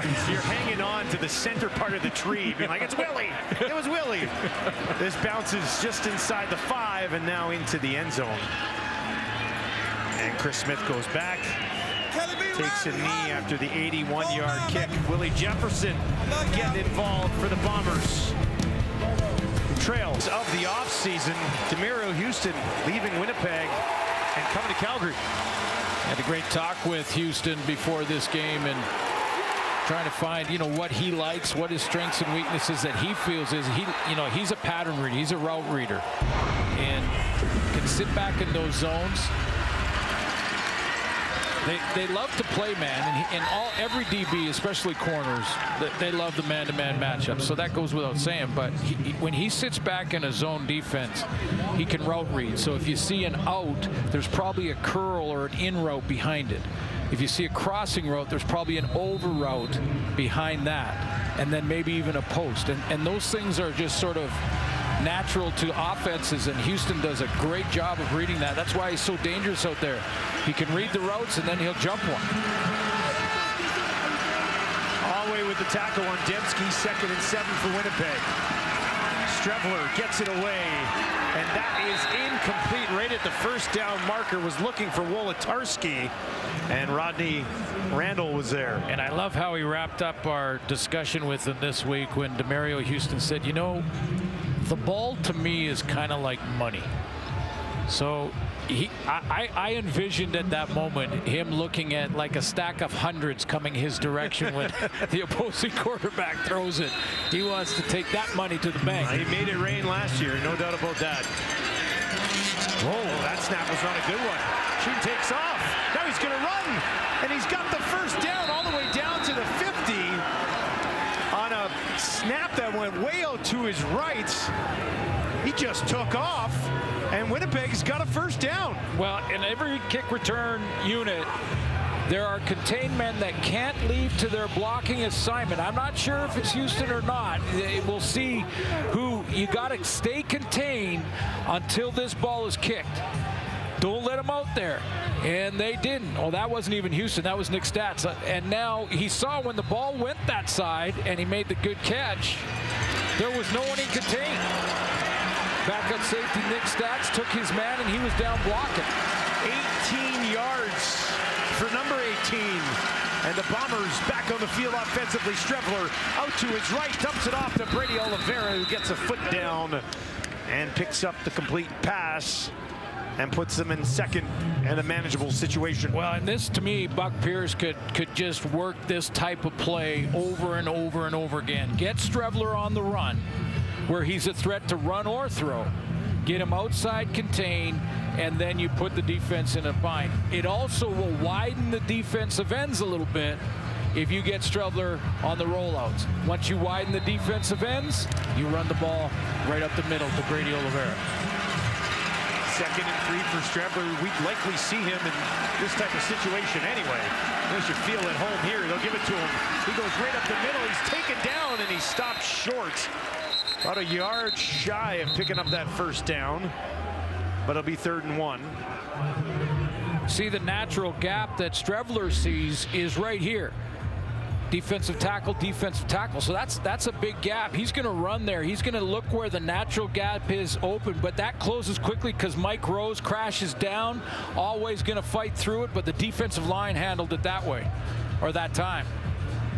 There was a natural hole there, and Mike Rose closed that hole. Well, and Coatney was in on it again. Now, there is a flag, really late flag. I did not see this before we started breaking down the play. And no. They just threw that flag. Procedure, no end, Winnipeg. It's a 5-yard penalty.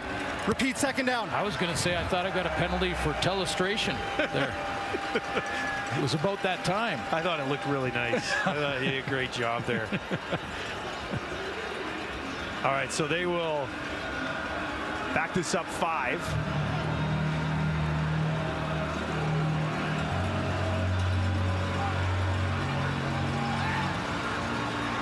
And the crowd here in Calgary starting to get behind this defense a little bit. 2nd and 8.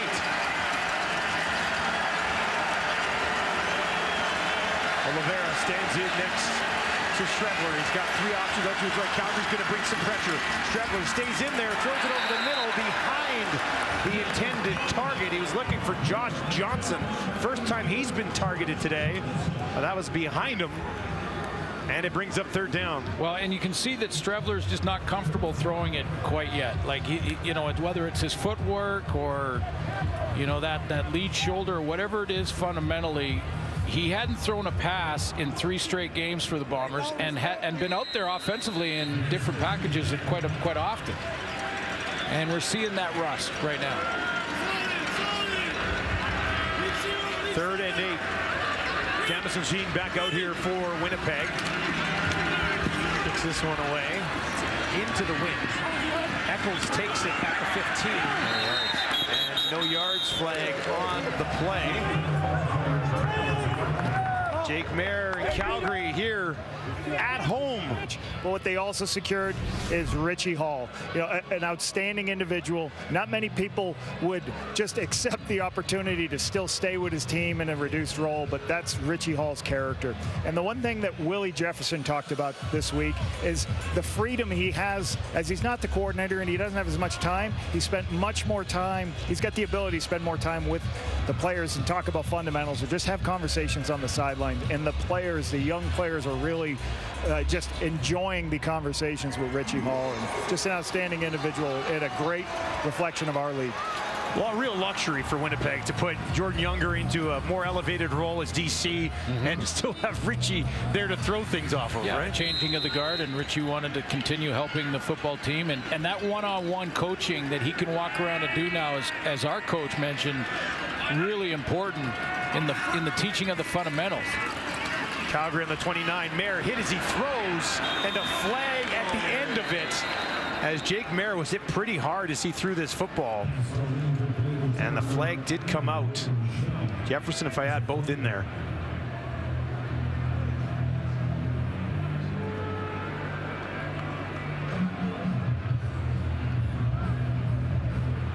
Roughing the passer, Winnipeg, number 52. It's 15-yard penalty and an automatic first down. Yeah, it looked like maybe a high hit on Jake Mayer. Take a look at the timing and where the target area is. Yeah, just a high up around the head. Yep. No doubter there. 15 moves him up to the Calgary 44. Just over 4 minutes remaining here in the third quarter.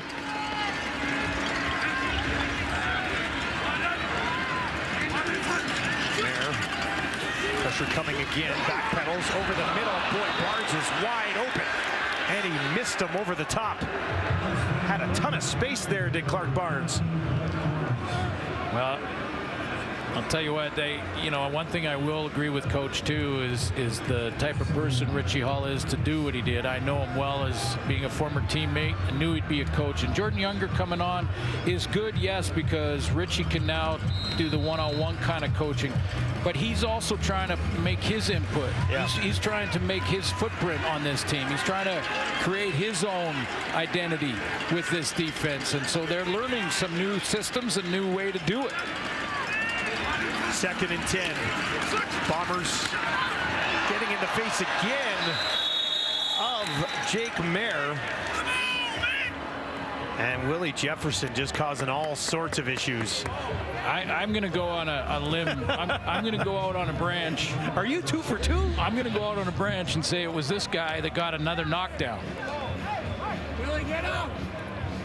Kind of a quiet start by his standards, but you saw the first knockdown, to the season. Yeah. Not necessarily this game, but you see the first knockdown, he was right in the quarterback's face. That one, he was off the ball by 4 or 5 yards and still got his hands on it. Grace kicks it away. Smith takes it at the 10. Bounced off one tackle, and they trip him up the last second. He was trying to get cooking there. Adam Konar able to grab his feet and take him down. And if Konar doesn't do it, he's gone. He is gone.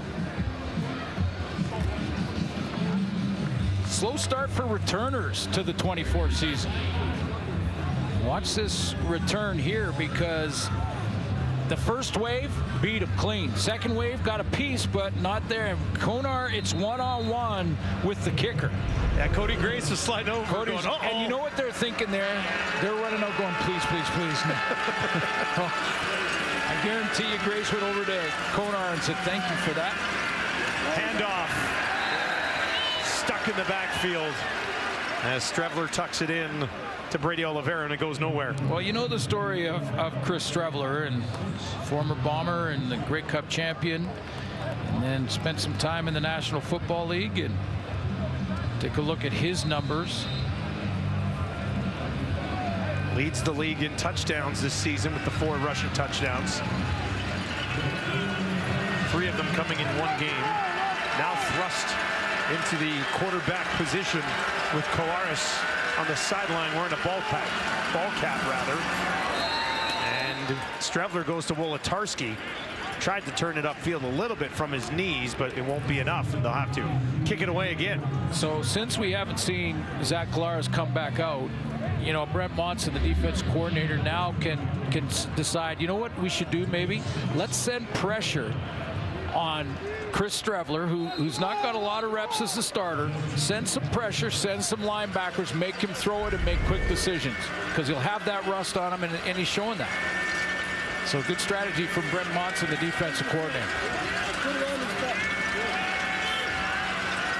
Eric Brooks waits for this kick, standing back at his own 35.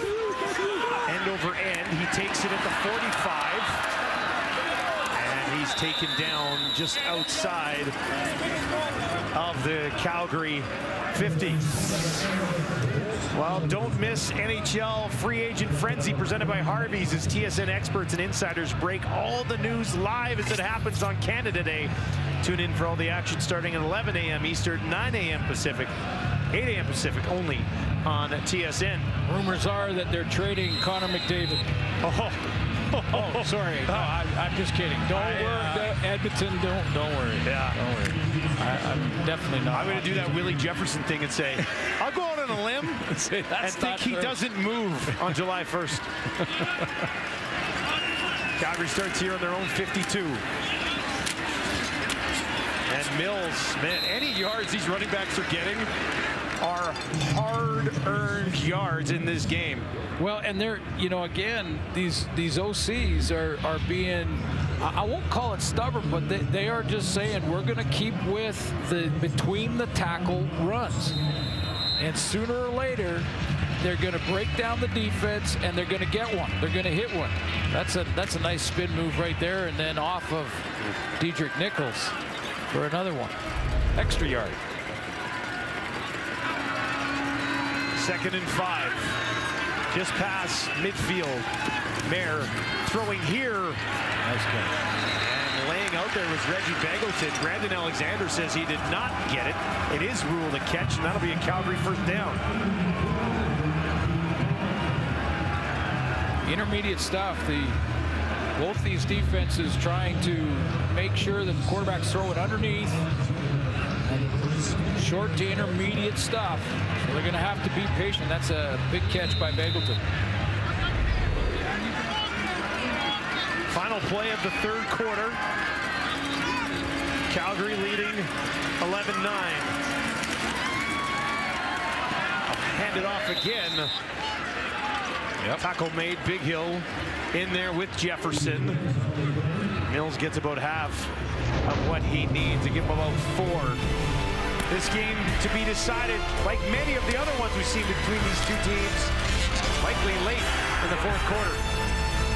Calgary on top, at home, 11-9. Welcome back to Calgary. 4th quarter coming up through 3. Tight football game, 11-9. Calgary leads. Both teams are staying committed to the run here, but they're not getting anything. Well, first of all, how many people in Edmonton freaked out when I said they're trading Connor McDavid? They're not trading Connor McDavid. It's not a laughing matter, Suits. That's not happening. But, hey, this is a defensive struggle. Both defenses are playing very well. They're limiting the deep ball throws. We've seen both teams attempt them but not be successful. They're going after Chris Strevler to, you know, make him make quick decisions, because he's got a little rust on him when it comes to the passing game, and they're doing good well against the run. I mean, both defenses in the interior playing well. 2nd and 7. Mayer trying to keep this drive alive for Calgary. They'll get him on the run. Out to his right. Now down the field. Barnes comes back for it, and he's got it. Jake Mayer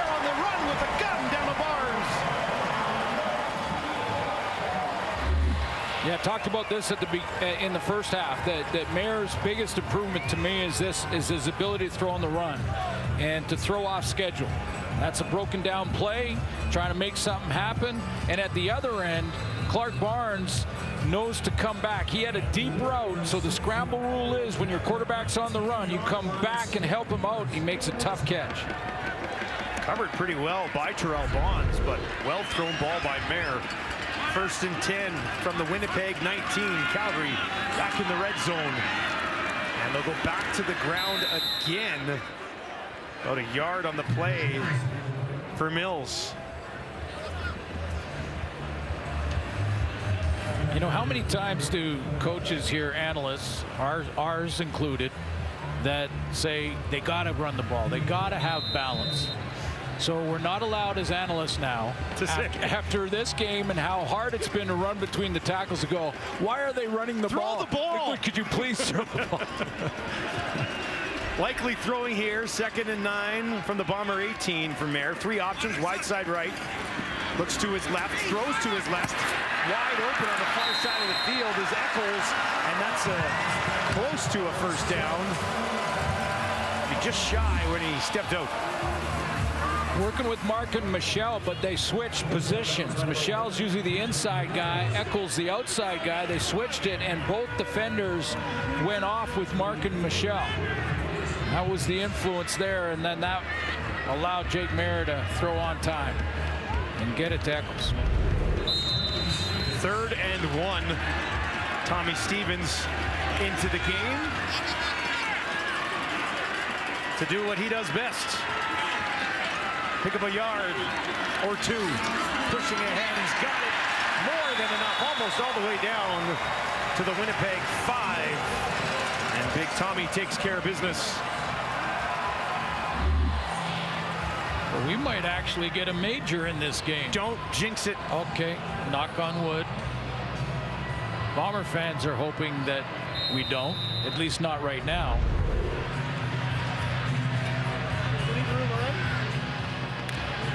First and goal from the Winnipeg 6. Closest anybody's been to finding the end zone thus far here on a Saturday in Calgary. Mills to the left to Jake Mayer. Mayer keeps it. Now he's in trouble. Throws it down towards the end zone and just had to get rid of it. Begelton was trying to get over there, but pressure in the face of Mayer, and he managed to avoid a sack.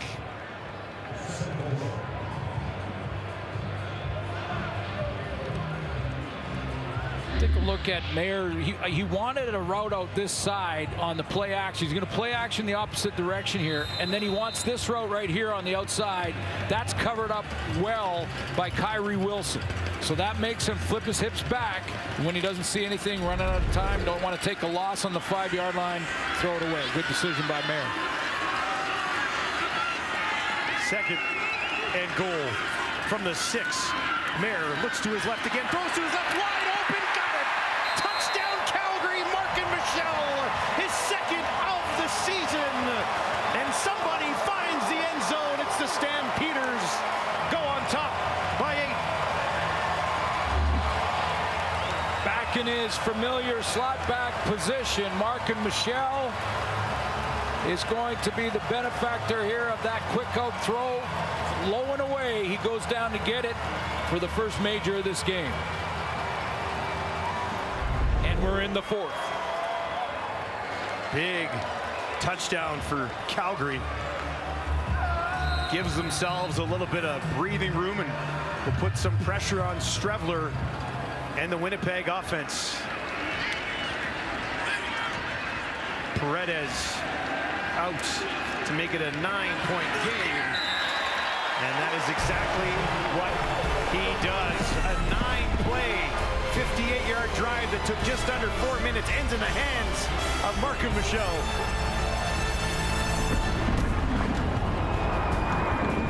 Eccles. He is going to play man against him. Now, if he wants to switch this off with his teammate Evan Holm, well, he has to do that well before this happens. So he takes that one, and Holm takes the inside route. As it turns out, Terrell Ford stayed locked into his man, and Holm had to bubble around, and there's no way he's going to get there on that quick out route. 5th passing touchdown of the season for Mayer, the 2nd to that guy. Merkin Michel returned to the club last year. Has fit in extremely well. And I will say that Evan Holm, it's always, or usually 90% of the time, was when Richie Hall and I were teammates, the inside halfback's job to communicate to the corner, if you're switching, that you're going to switch. If they're going to cross, you got to communicate that out from inside out. It's not necessarily the corner's job.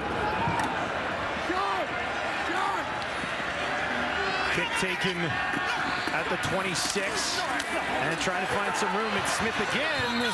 Decent return, solid field position for Strevler and the Bombers, almost all the way up to midfield.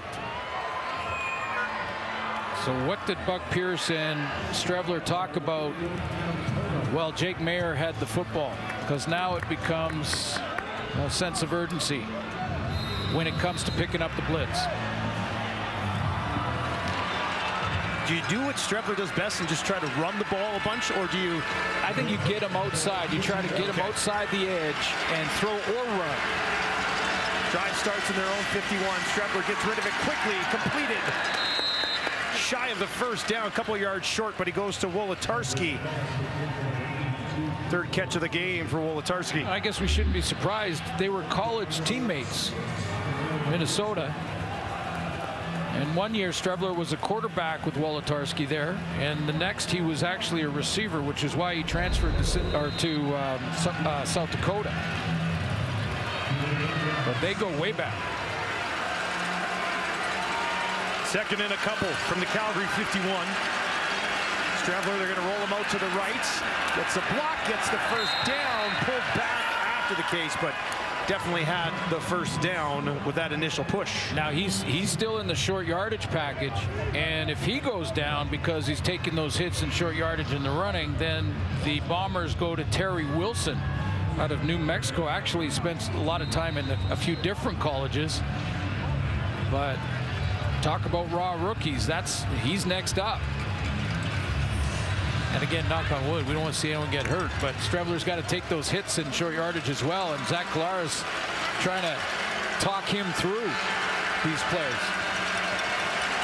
From the Calgary 47, 3 options out to the left for Strevler, looks over the middle, throws over the middle, and that one in and out of the hands of Josh Johnson.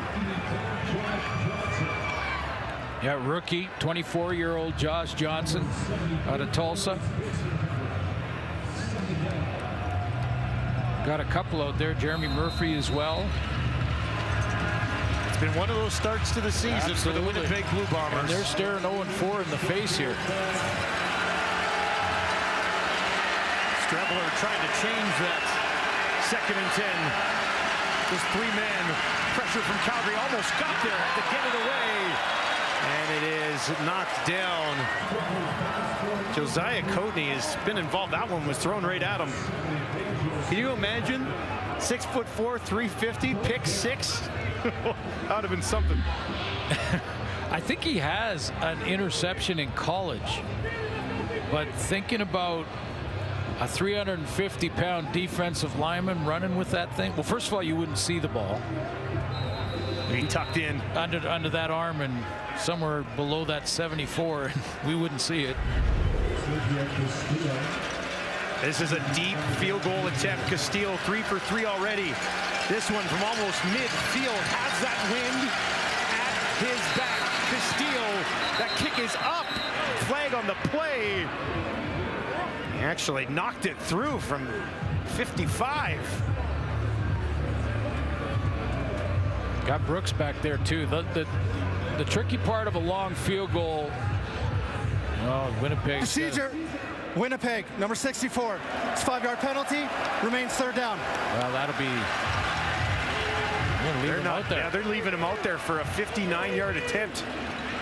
Like we said, there's been a pretty strong wind going in that direction. If you look at the flags right now, it's buzzing out there. If he hits the same kick he just hit, he'll make it good. Castillo. But if he doesn't, Brooks is back there from 59 yards. to cut into this lead. The kick is up. Doesn't have enough. Got it. Castillo from deep, from downtown 59. He knocks it through with just under 10 minutes to play. Sergio Castillo. The deep shot. Had a little bit of room. Well, we've been talking about how both these teams are sticking to the run attack. For more on why, let's send it down to our coach Lapo. Yeah, both coordinators are getting a lot of zone coverage, and you can't get explosive plays in zone coverage. It's sometimes hard. So you're seeing them, trying to get that elusive 2nd and 2, 3, 4, where they can get more man coverage and take the shots. It's like Dave Dickinson. Why did he on 3rd and 2 take the shot? And sometimes people talk about, is that right or wrong decision? It's the why of the decision. The why of the decision is he wanted to take a shot versus man coverage. And, unfortunately, he didn't make the play, but that's when you can get man coverage or short yardage situation, guys. Thank you, Lapo. Barnes with the completion. They have now updated that Sergio Castillo field goal to say it was a 60-yarder, which is a franchise record, and it's the longest of his career at 60. Previous was 57. That's a big kick. And to get it to a one-possession game. I mean, crucial, clutch kick after a penalty and a chance to think about it longer. Clutch as they come for Castillo. Got all 12 points that Winnipeg managed to put on the board. Now it's a Mark and Michelle. Barnes and Beggleton to block. 3rd time today that they ran that play, and this one will pick up a 1st down. Cam Eccles is injured down on the field here by the numbers on the near sideline. See how deep Mark and Michelle is on this play, and that's a little bit of a tip to the Bomber defense that he is going to just sit back there in that little hitch screen. And as you mentioned, they've run that play a few times. I think one was brought back to because of penalty.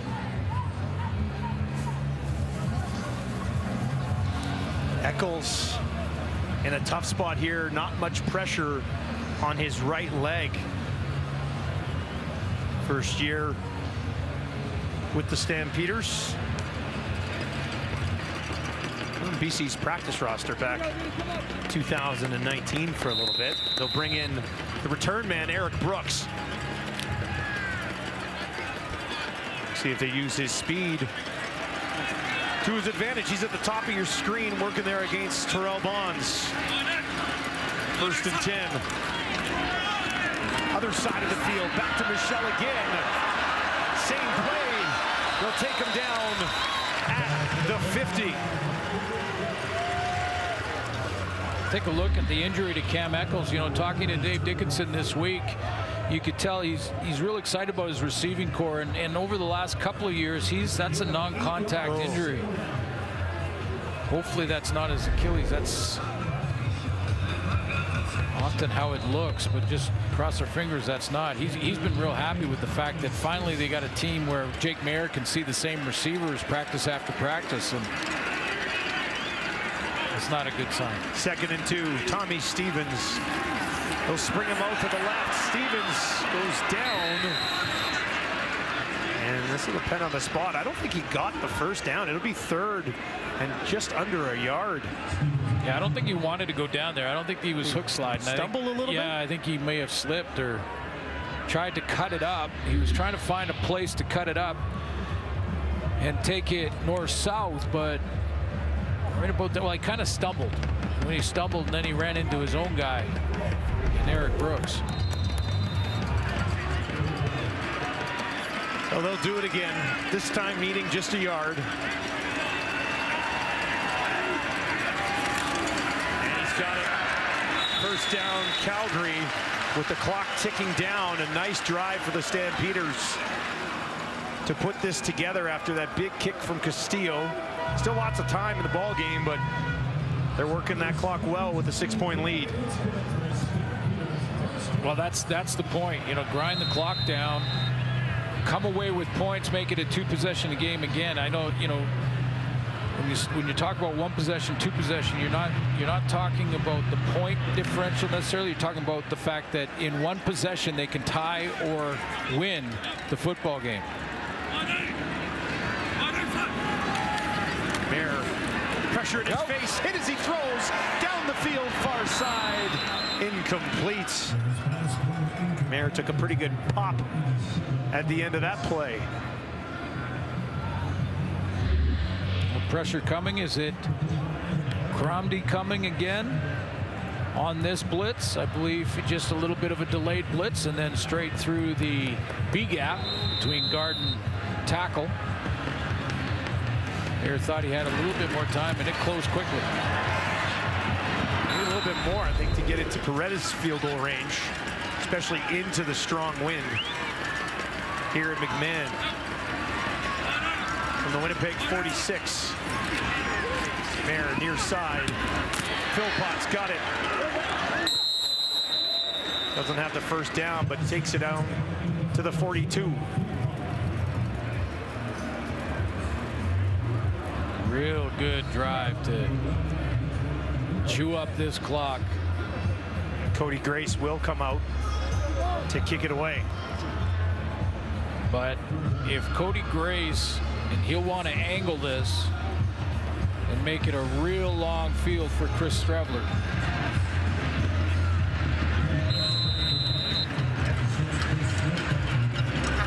Chris Smith stands on his own 8-yard line. Four guys outside here behind Grace.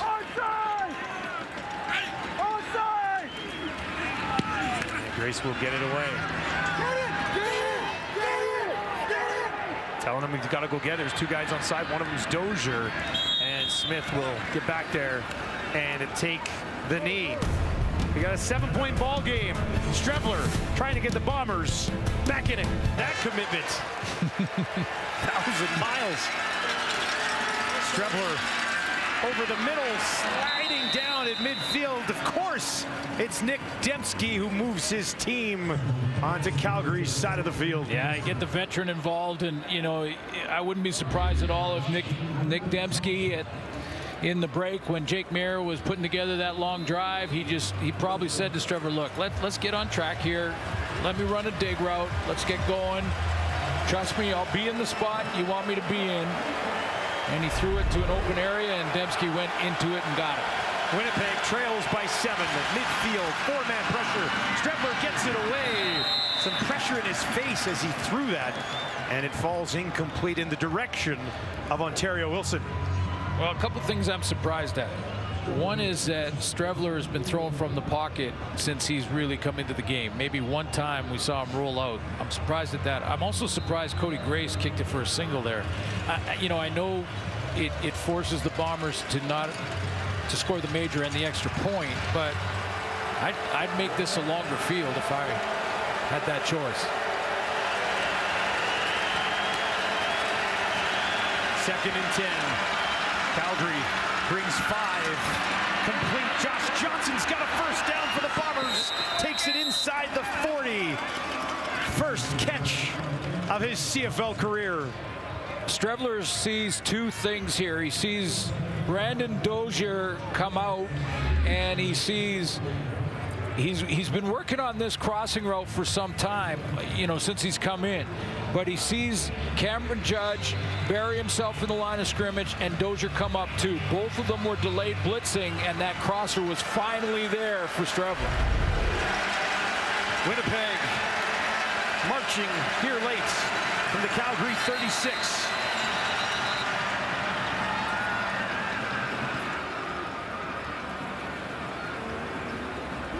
And flags just before the ball was snapped. Legal substitution, too many men. One of the two. Johnny Augustine left. Okay. Procedure, Winnipeg, number 67. It's a 5-yard penalty, remains first down.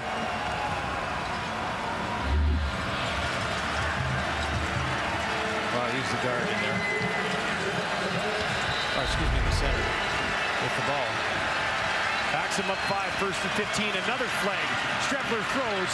Wolotarski has it, takes it ahead for the first down, pays the price at the 25. But a flag sits on the far side of the field. Offside, Winnipeg, number 86. Man. It's a 5-yard penalty. Repeat first down. Evans, Clercius jumped the gun.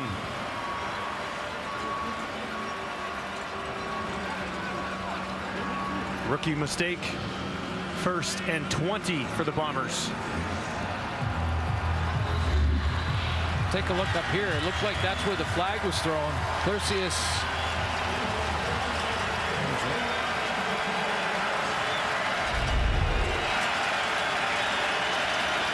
Back up now, out to the Calgary 46, 4 options. Out to the right for Strebler. 3-man pressure, ton of time. Down the field, in behind Josh Johnson, who found a spot in that zone. But it falls incomplete. And the guy that I believe dropped into that was... Timeout, Winnipeg. Mike Awe, and Awe drops here. This time both linebackers, Awe and Judge, are going to get back into coverage, and Awe just distracts it enough. But you know, this is Josh Johnson, who's a young receiver, and in that zone, if he gears it down about 3 yards away from where he is, he's got a chance for completion, a big play. And because he had some running room after the catch as well, but he ran through that spot and right behind Mike Awe. 2nd and 20. Calgary crowd trying to get behind this defense. Please no mini kick here. Let's get rid of that rule. 4 options again, out to the right for Strebler. Dumps it off to Brady Oliveira. Oliveira's going to have to go to work here, pushing ahead. And gets it back past the original line of scrimmage as we hit 3 minutes here. It'll be 3rd and long for the Bombers offense, trailing by 7. Red Blacks tune in at 7 Eastern, 4 Pacific, only on TSN. The way this has turned out, the actual single helps Calgary because they're forcing this 3rd down. Stops Winnipeg from trying to get 2 field goals. 8 in a time, exactly. 3rd and 9. The Strebler has some magic here. Ton of time. Goes back to his running back, Brady Oliveira, pushing ahead. Oh, this is going to be close. This is going to be really close. Depends on the spot. Oh. That is inches one way or the other. Well, we're going to bring out the sticks. That's how close it is. And they're not going to measure it. He is short. Turnover on downs. Calgary gets the ball back.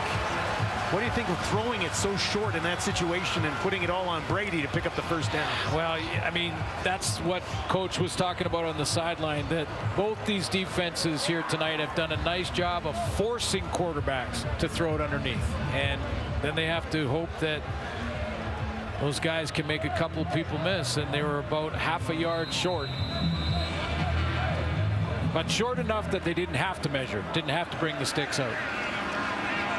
Frustrated Brady Oliveira back to the sidelines. Game far from over. Winnipeg will try to bring some heat now. Back out. That's Brooks.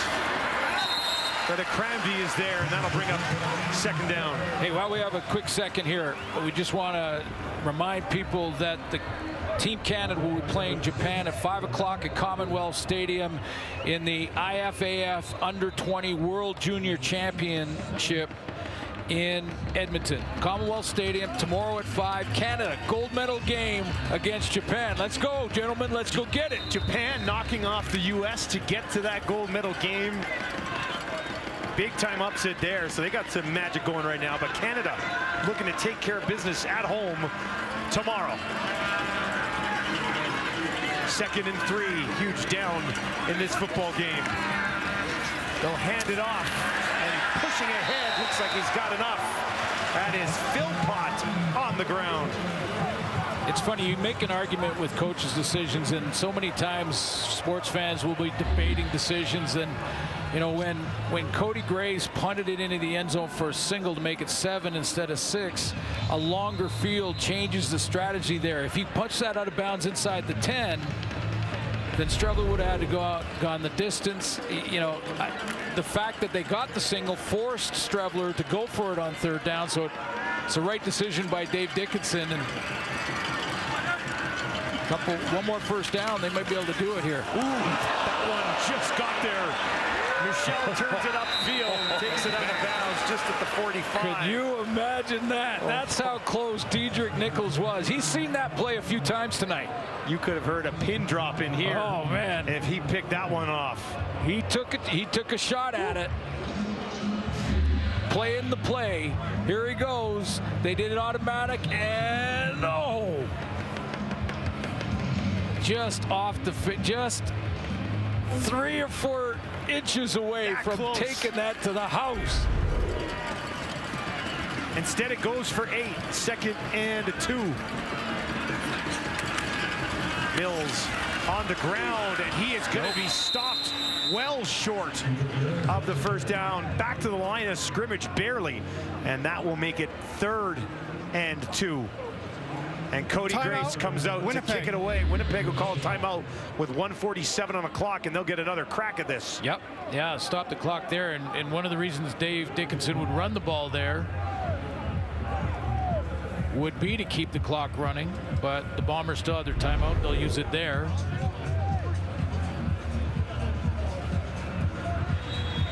Returners have been close too. Interesting day for special teams. Sergio Castillo earlier in the quarter tying the 2nd longest field goal in CFL history. Yeah, how about that? I remember that one. The Ridgeway one, eh? That was 1987, and I was the holder. I told Ridgeway it was wind dated. 63 the record, McCallum. Smith takes it up the middle, stays on his feet. Great effort to get it out to the 35 for Chris Smith, who they really like, to follow in the footsteps of Janarian Grant. And Streveler comes out 94 seconds, sets the scene here. But now getting him on the edge becomes a bit of a challenge if Buck Pierce is going to try and do that now, because the longer you hold the ball as the quarterback, the more that 134 disappears on you. So he's got to be efficient now in the hurry-up offense, not the regular offense. If you are just joining us, Zach Collaros injured in the 1st half, tried to come back, could not, has not played here in the 2nd. Streveler's time to shine for Winnipeg. Takes off right up the middle, dives ahead underneath Cam Judge, and gets a decent chunk on 1st down. They're going to give him just 5, I believe. 2nd and manageable with 1:27 on the clock. Yeah, and Michael O'Shea's used his timeout, used it on the change of possession there, so Streveler's got to manage the clock from the field. Up to his 41. Flag here. And that play is blown dead. Procedure, Winnipeg, number 66. It's a 5-yard penalty, remains 2nd down. 2 procedure penalties against a couple of veterans on this Winnipeg offensive line.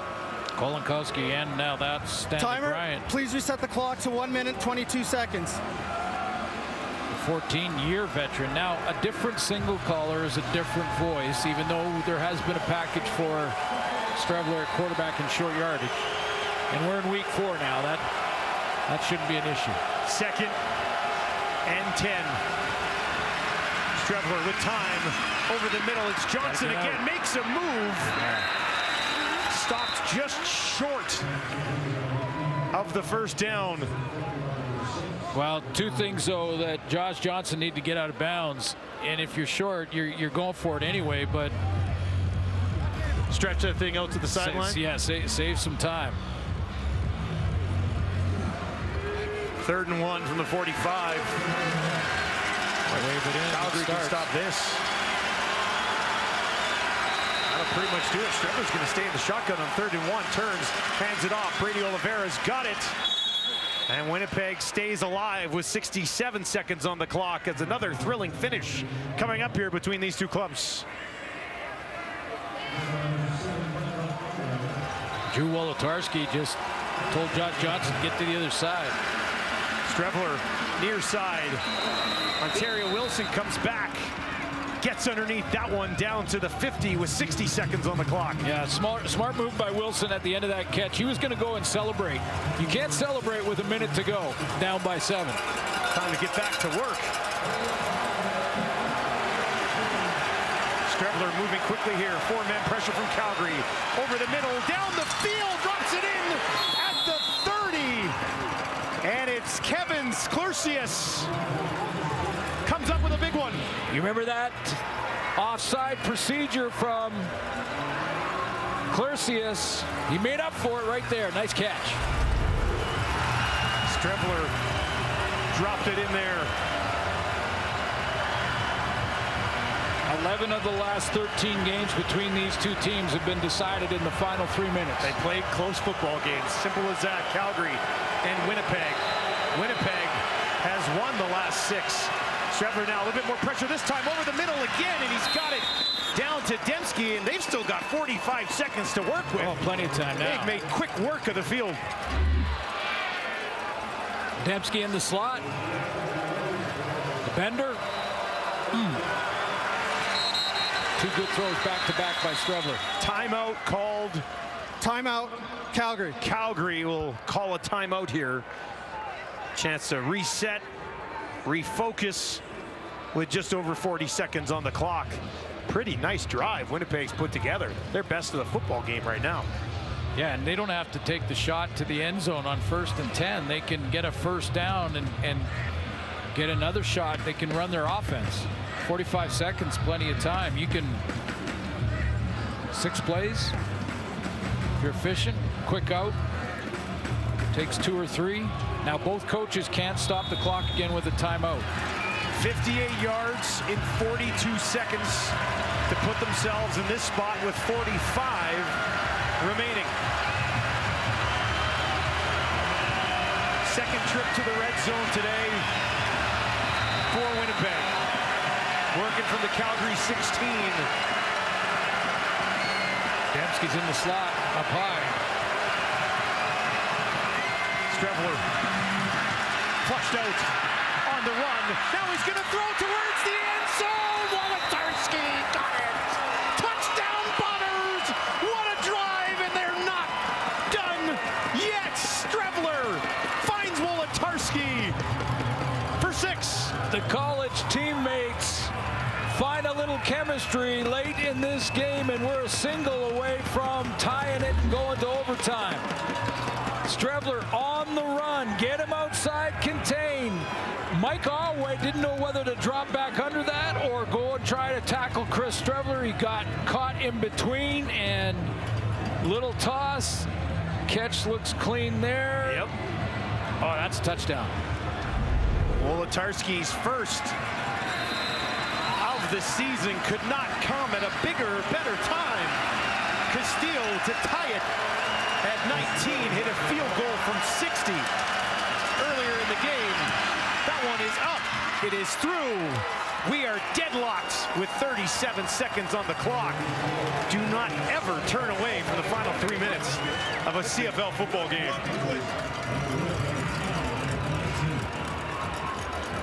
Couple of college teammates at Minnesota getting back at it.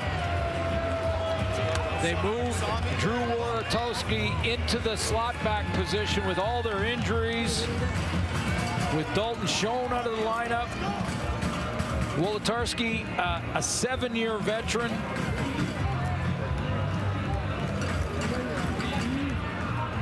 Eight plays, 74 yards in just 47 seconds. Wolotarski's going to start the left side and then cross through the formation in front of Alway. And again, those linebackers freeze when they see Strevler get outside of contain. It just it puts that second level in a bind, and you see the late reaction from Awe to the right of your screen. Well, still time for Jake Mayer. Well, depending on a return here too, yeah. Eric Brooks waits back. Any field goal from Predis here would be into a pretty strong wind. Brooks takes it, brings it out to the 10. Now the 20, and that is where he is tripped up. Big tackle with just 31 seconds on the clock, and Jake Mayer is going to have to take that ball probably at least 40 yards here. Well, you need two plays, 15 plus for sure. And keep in mind, we're deadlocked here. It's not like they're down by one. No. So he certainly doesn't want to force a mistake at this end of the field.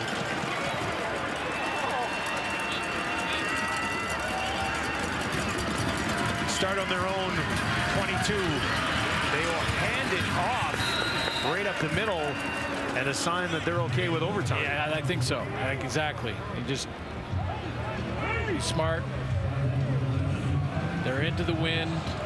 You know, even to get into field goal range, they'd have to probably get to the 35, maybe the 40. Maybe the 40 with who their kicker is. Yep. But it is a good wind here. So yeah, you would have been looking that far down.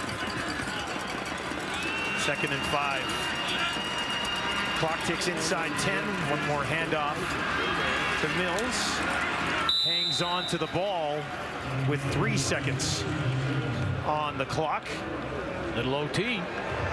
Overtime looms on a Saturday night in Calgary. As the clock ticks down to 0. Well, we talked about 11 of the last 13 meetings between these two teams have come down to the final 3 minutes. This one, we're going to need a little bit of extra time to determine a winner tonight. Strevler drives the field late and finds Drew Wolotarski, who's just a... Welcome back. We have overtime here in Calgary. Here is a look at the rules. Maximum of 2 mini games. Each team scrimmages from the opponent's 35 after a touchdown. The team must go for 2, and the team who scores the most points in mini games will earn 2 points in the standings. Still tied.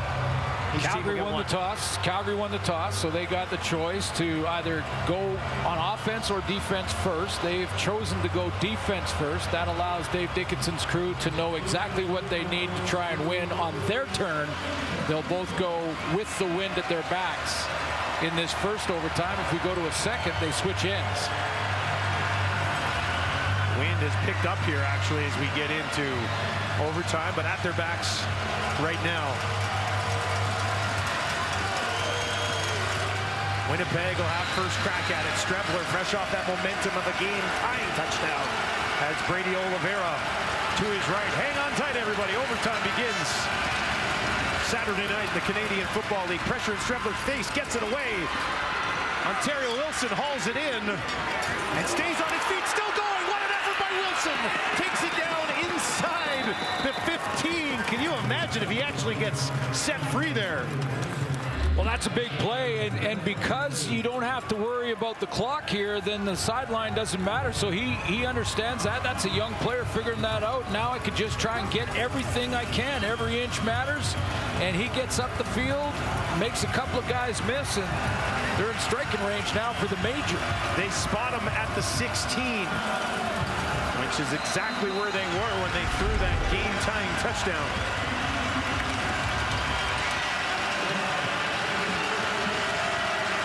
Strevler thrust into action due to an injury to Collaros. Finds himself on the road in overtime. Strevler out to his right.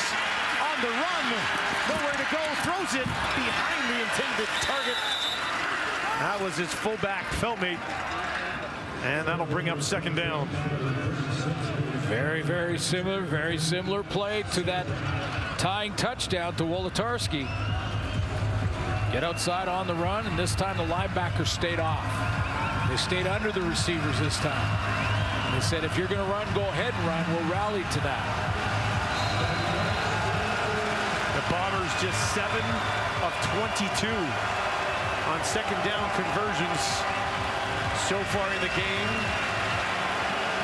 Need 10 yards here.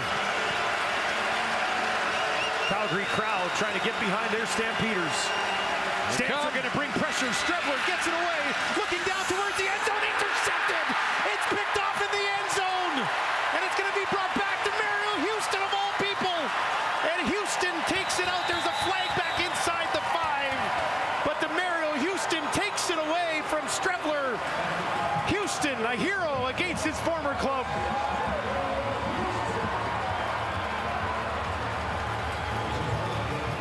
Oh, wait, there's a flag on the field, and they're talking to Michael O'Shea. Yeah, they're talking to O'Shea here. Which means it's against Calgary. During the return, okay, we have major foul, blindside block, Calgary, number 27. That 15 yards will be applied from the 35-yard line. First down, Calgary. Okay, so let's look at the pick first. And you're right, Dustin, it was full-on blitz. Full-on blitz that Chris Strebler was facing, so he knows he can't block them all and had to try and just throw it up and hope that Dembski could get there, but it's well underthrown, and DeMario Houston just says, look at this, it's safety, it's linebackers, they're all blitzing. So the hole, because the safety's out of the middle in Malcolm Thompson, is to Dembski, but well underthrown, and Houston makes him pay. Because of the penalty, Calgary starts, though, from the 50. Remember, Wind will be at the back, near side. Beggleton's got it down to the 45. Calgary knows what they need. Yeah, but that's an interesting point, because the penalty, when you take over in overtime with your turn at the 35, you're in field goal range already. Yeah. Now they're not. They've got to earn another first down or two.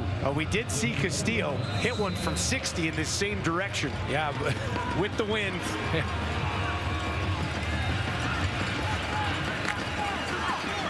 Paredes paces the sideline. 2nd and 7. Winnipeg's going to bring heat. They'll hand it off, pushing it ahead down to the 45. And that will bring up 3rd down from the 45. And Paredes will trot out for a chance to win it.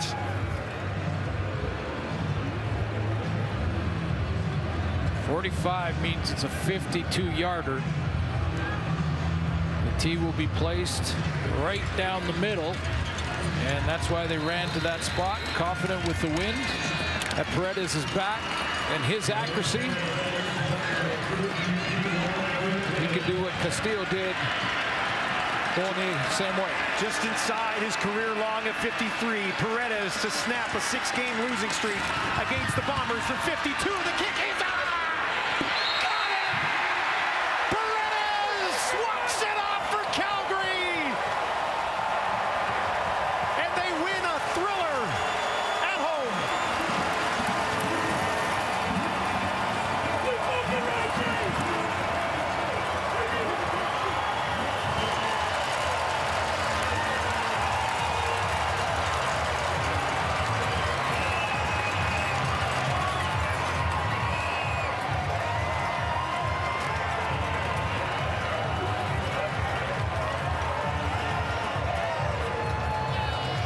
Stampeders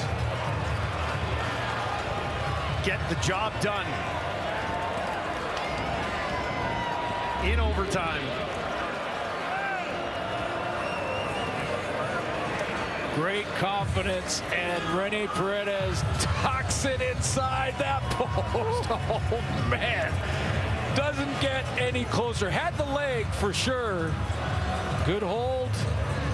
Head down. He was watching, wasn't he? Different type of journey, but the guys put on a show in a different way tonight. Interesting football game.